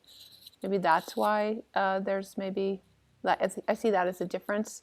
In the last time I was on a review for this project, there was a lot of discussion of like the nothing in particular is the space between the building, the interior and the nothing particular screen, is that, like, what is that?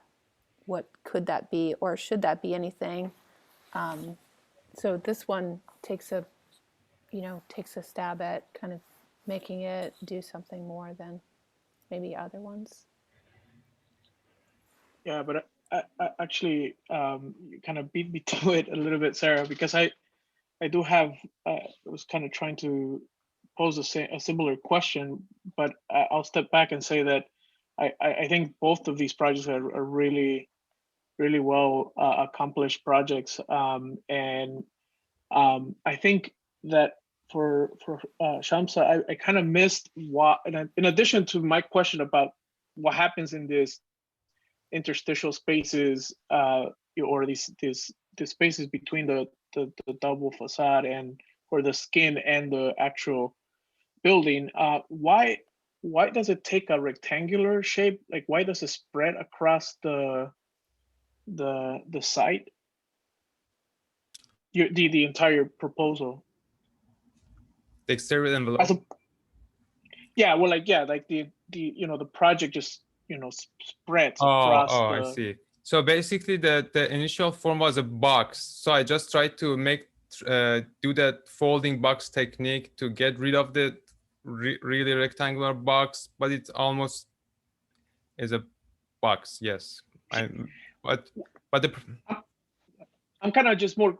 I was kind of curious to try to understand why it takes on a rectangular versus maybe something that is a bit much more square, that starts to become more vertical as a way of kind of just containing, a bit more of the way that I feel that the geometry that you're using to construct the lattice and the skin could actually start to become much more effective as it kind of climbs vertically versus trying to stay more or less parallel to the ground.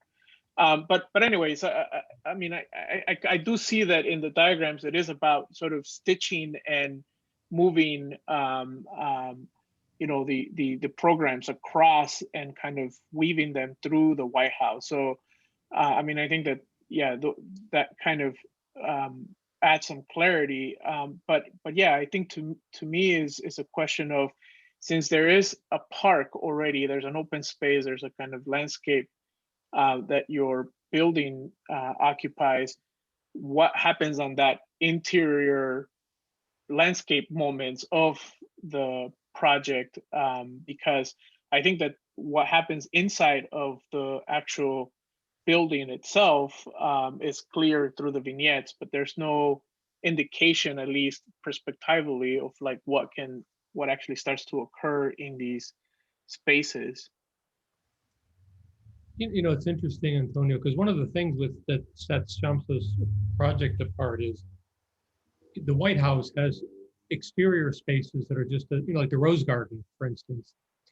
So there's places that we think of as being part of the White House that are exterior, which the other projects don't have. And so part of the reason for having this large kind of lofting space over it. But I think that's right. Seeing that, like the Rose Garden in action, would be quite important. So my last vignette shows the Rose Garden. Yeah, that's. Oh, I see. Oh.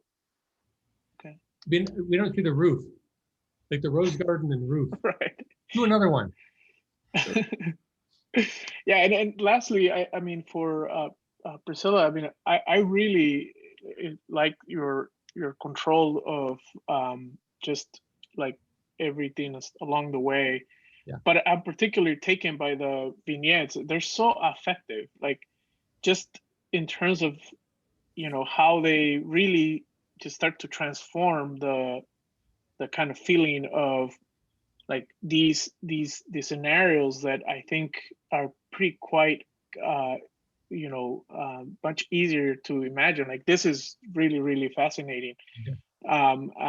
As a way of kind of also adding some criticality to the way that that type of environment, say the Federal Reserve, might look or might have a perception about artists and the type of spaces that artists occupy. So I really think that these are really, really great. And I like that you were kind of upfront about the fact that they are meant to be atmospheric and effective in how they're trying to represent your project.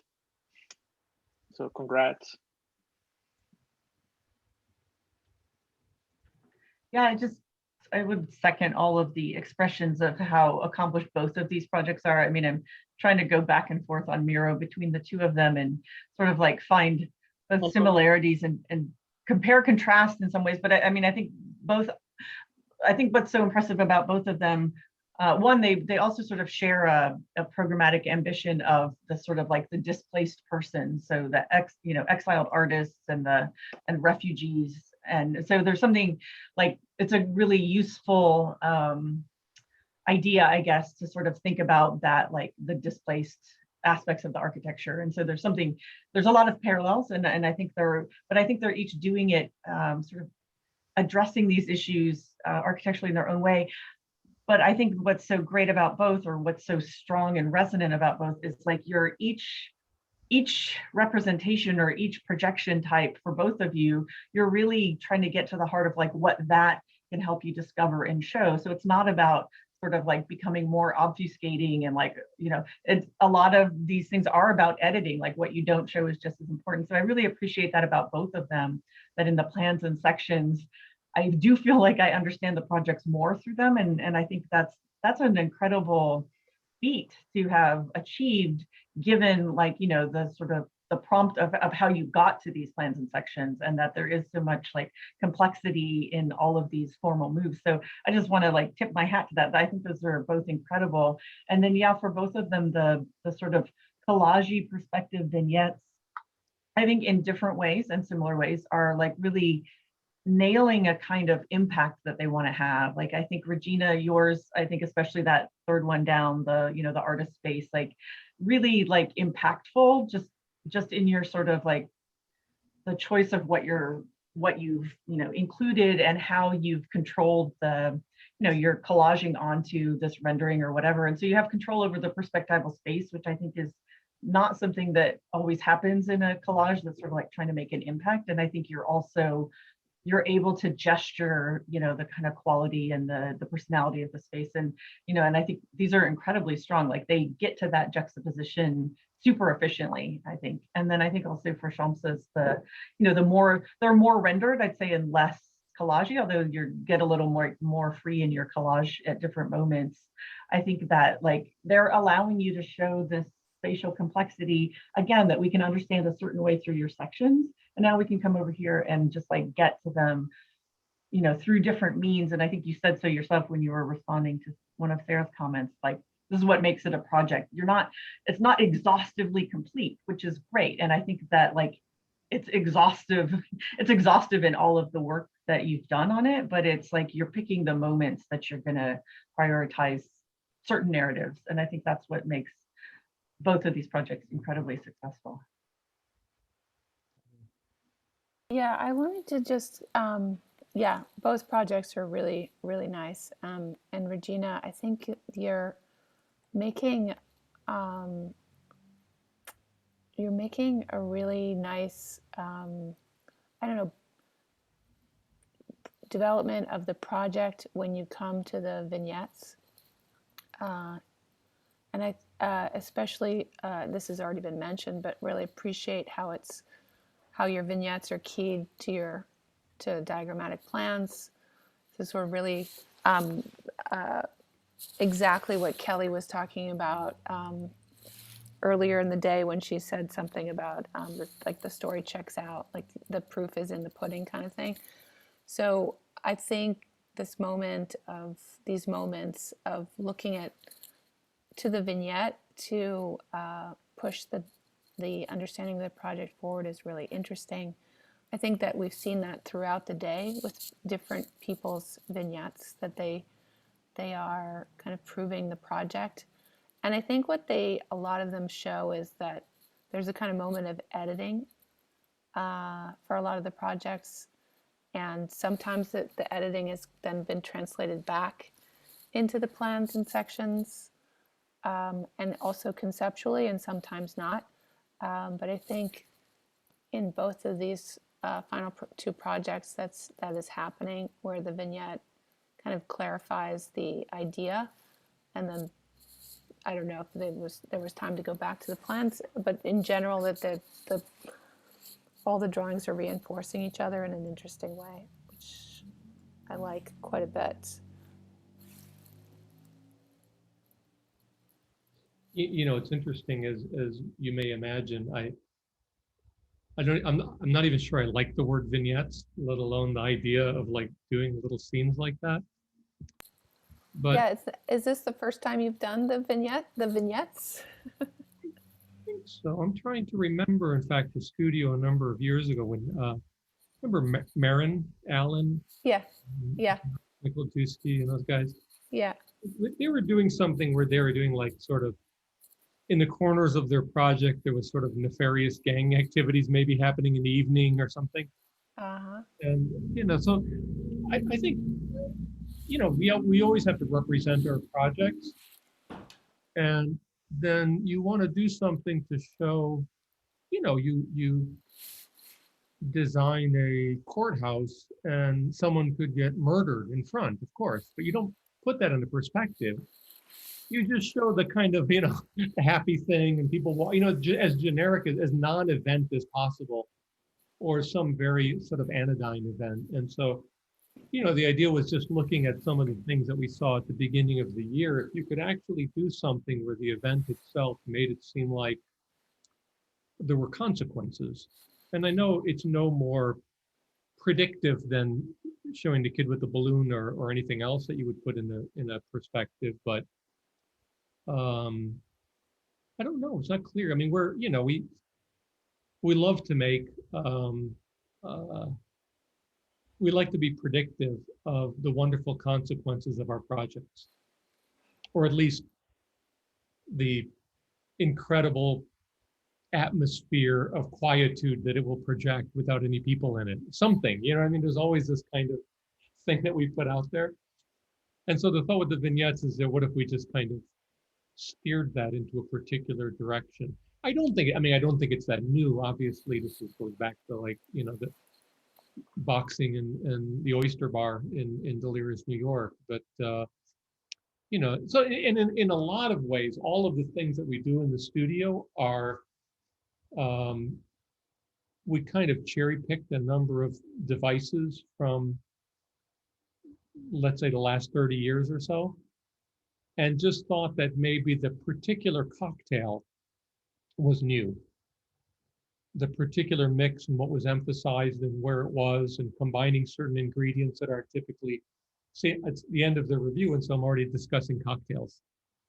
And this little, I thought the project needed a little twist. So otherwise it would be on the rocks.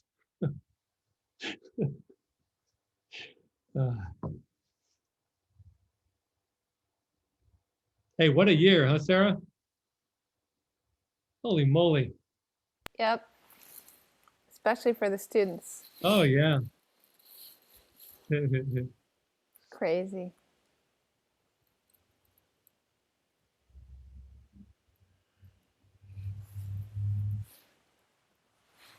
I didn't mean to divert the discussion. I just thought that that idea of the vignettes, yeah, it's very, you know,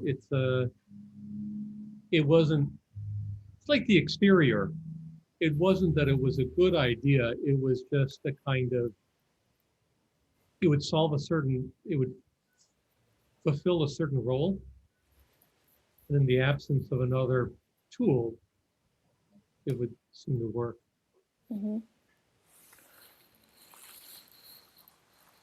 I think they can be used in different ways. You know, sometimes they're spatial, sometimes, as mentioned before, they're rhetorical. You know, they're sort of conflicting agendas that you want to show banging up against each other. I think it makes you really rethink those Russian ones, you know, where you get the geometry, you get the tectonic, and you get the figure with gesture. Yep. And it's like, whoa, You know, there's something to that. And some of these vignettes that you guys did actually have that quality where you get multiple readings out of the vignette, which I think for me is a more successful one.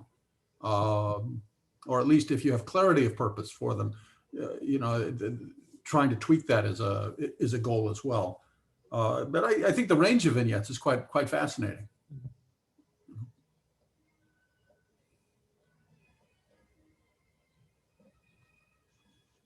Yeah, I mean, that's what I kind of was trying to pinpoint, you know, early on in the review, like, you know, what was kind of like the role of these, you know, I don't know who started calling them vignettes, Andrew. So I don't think it was me. I don't like the word, but I didn't know what else.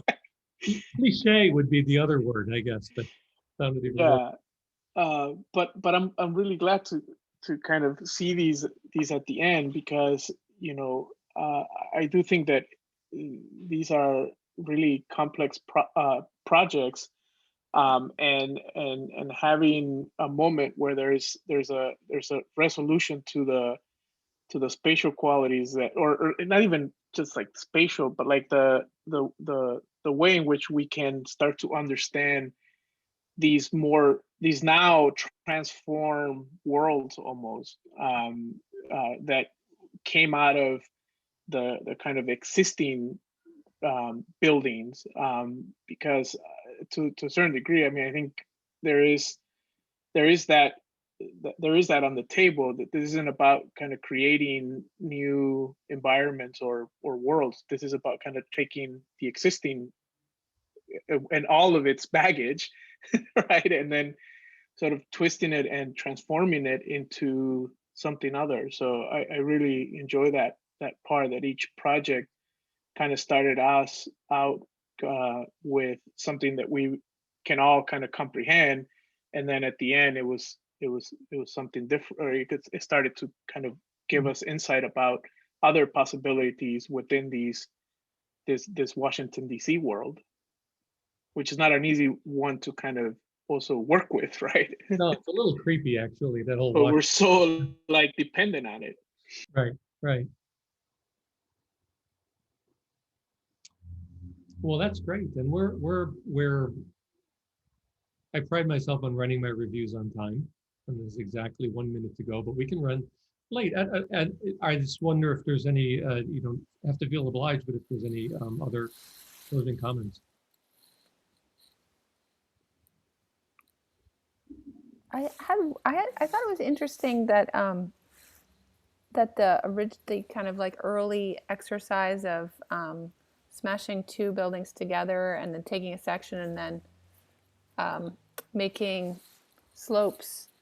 I thought it was an interesting start, and I think maybe I wonder what would have happened if instead. I mean, it would have been different, but I think some people went more toward a kind of process of redoing that and getting control over it and editing it so that it became that kind of procedure was not the most important, like that the project could then kind of move not beyond, but kind of beyond that kind of move. And I wonder if you've ever tried, instead of doing both, like two buildings, and some of the ones that I thought maybe were easier to kind of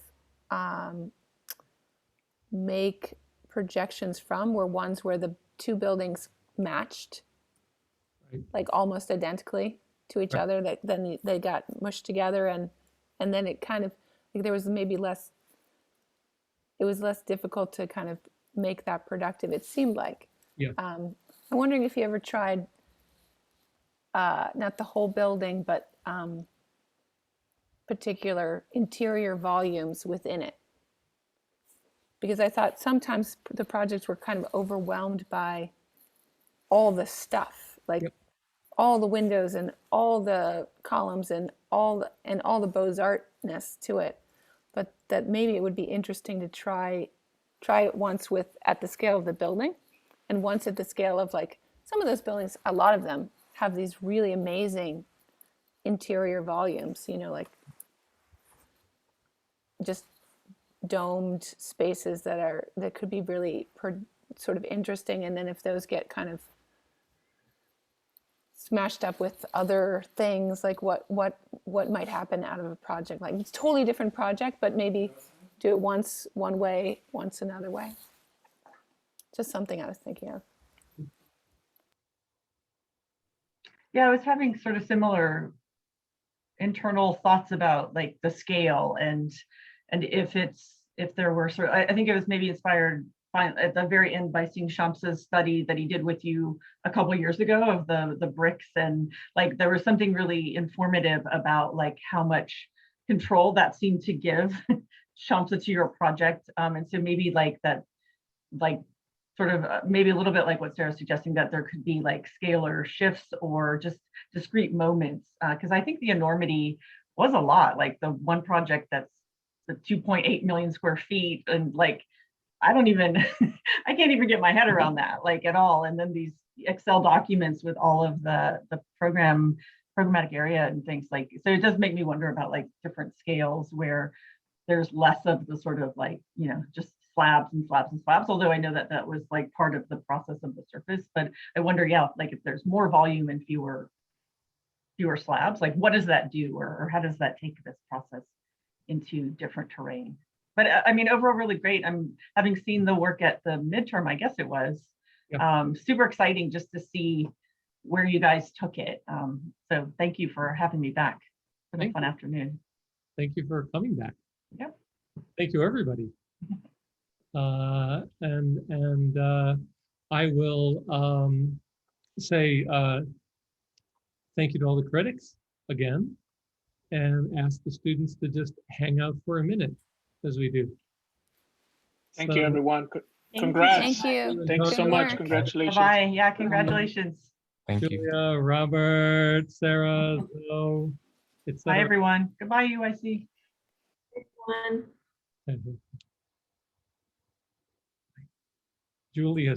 Julia and Bob have stepped away, so I can, they're not actually there.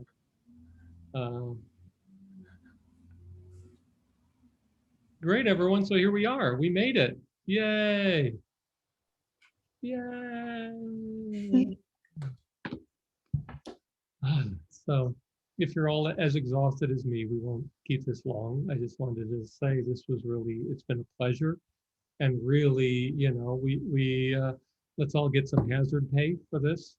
And how nice. So we'll all, listen, you'll all be able to tell whatever young people when you're really old about that year. I've heard tell about this. Is that true? Yes, it's true. Alexandra's going to be there with her cane. Hey, you don't understand it these days. Terrible knees, so I will definitely have a cane. Pandemic, I call it. Why, you never seen the likes of it. Hopefully they will never see the likes of it.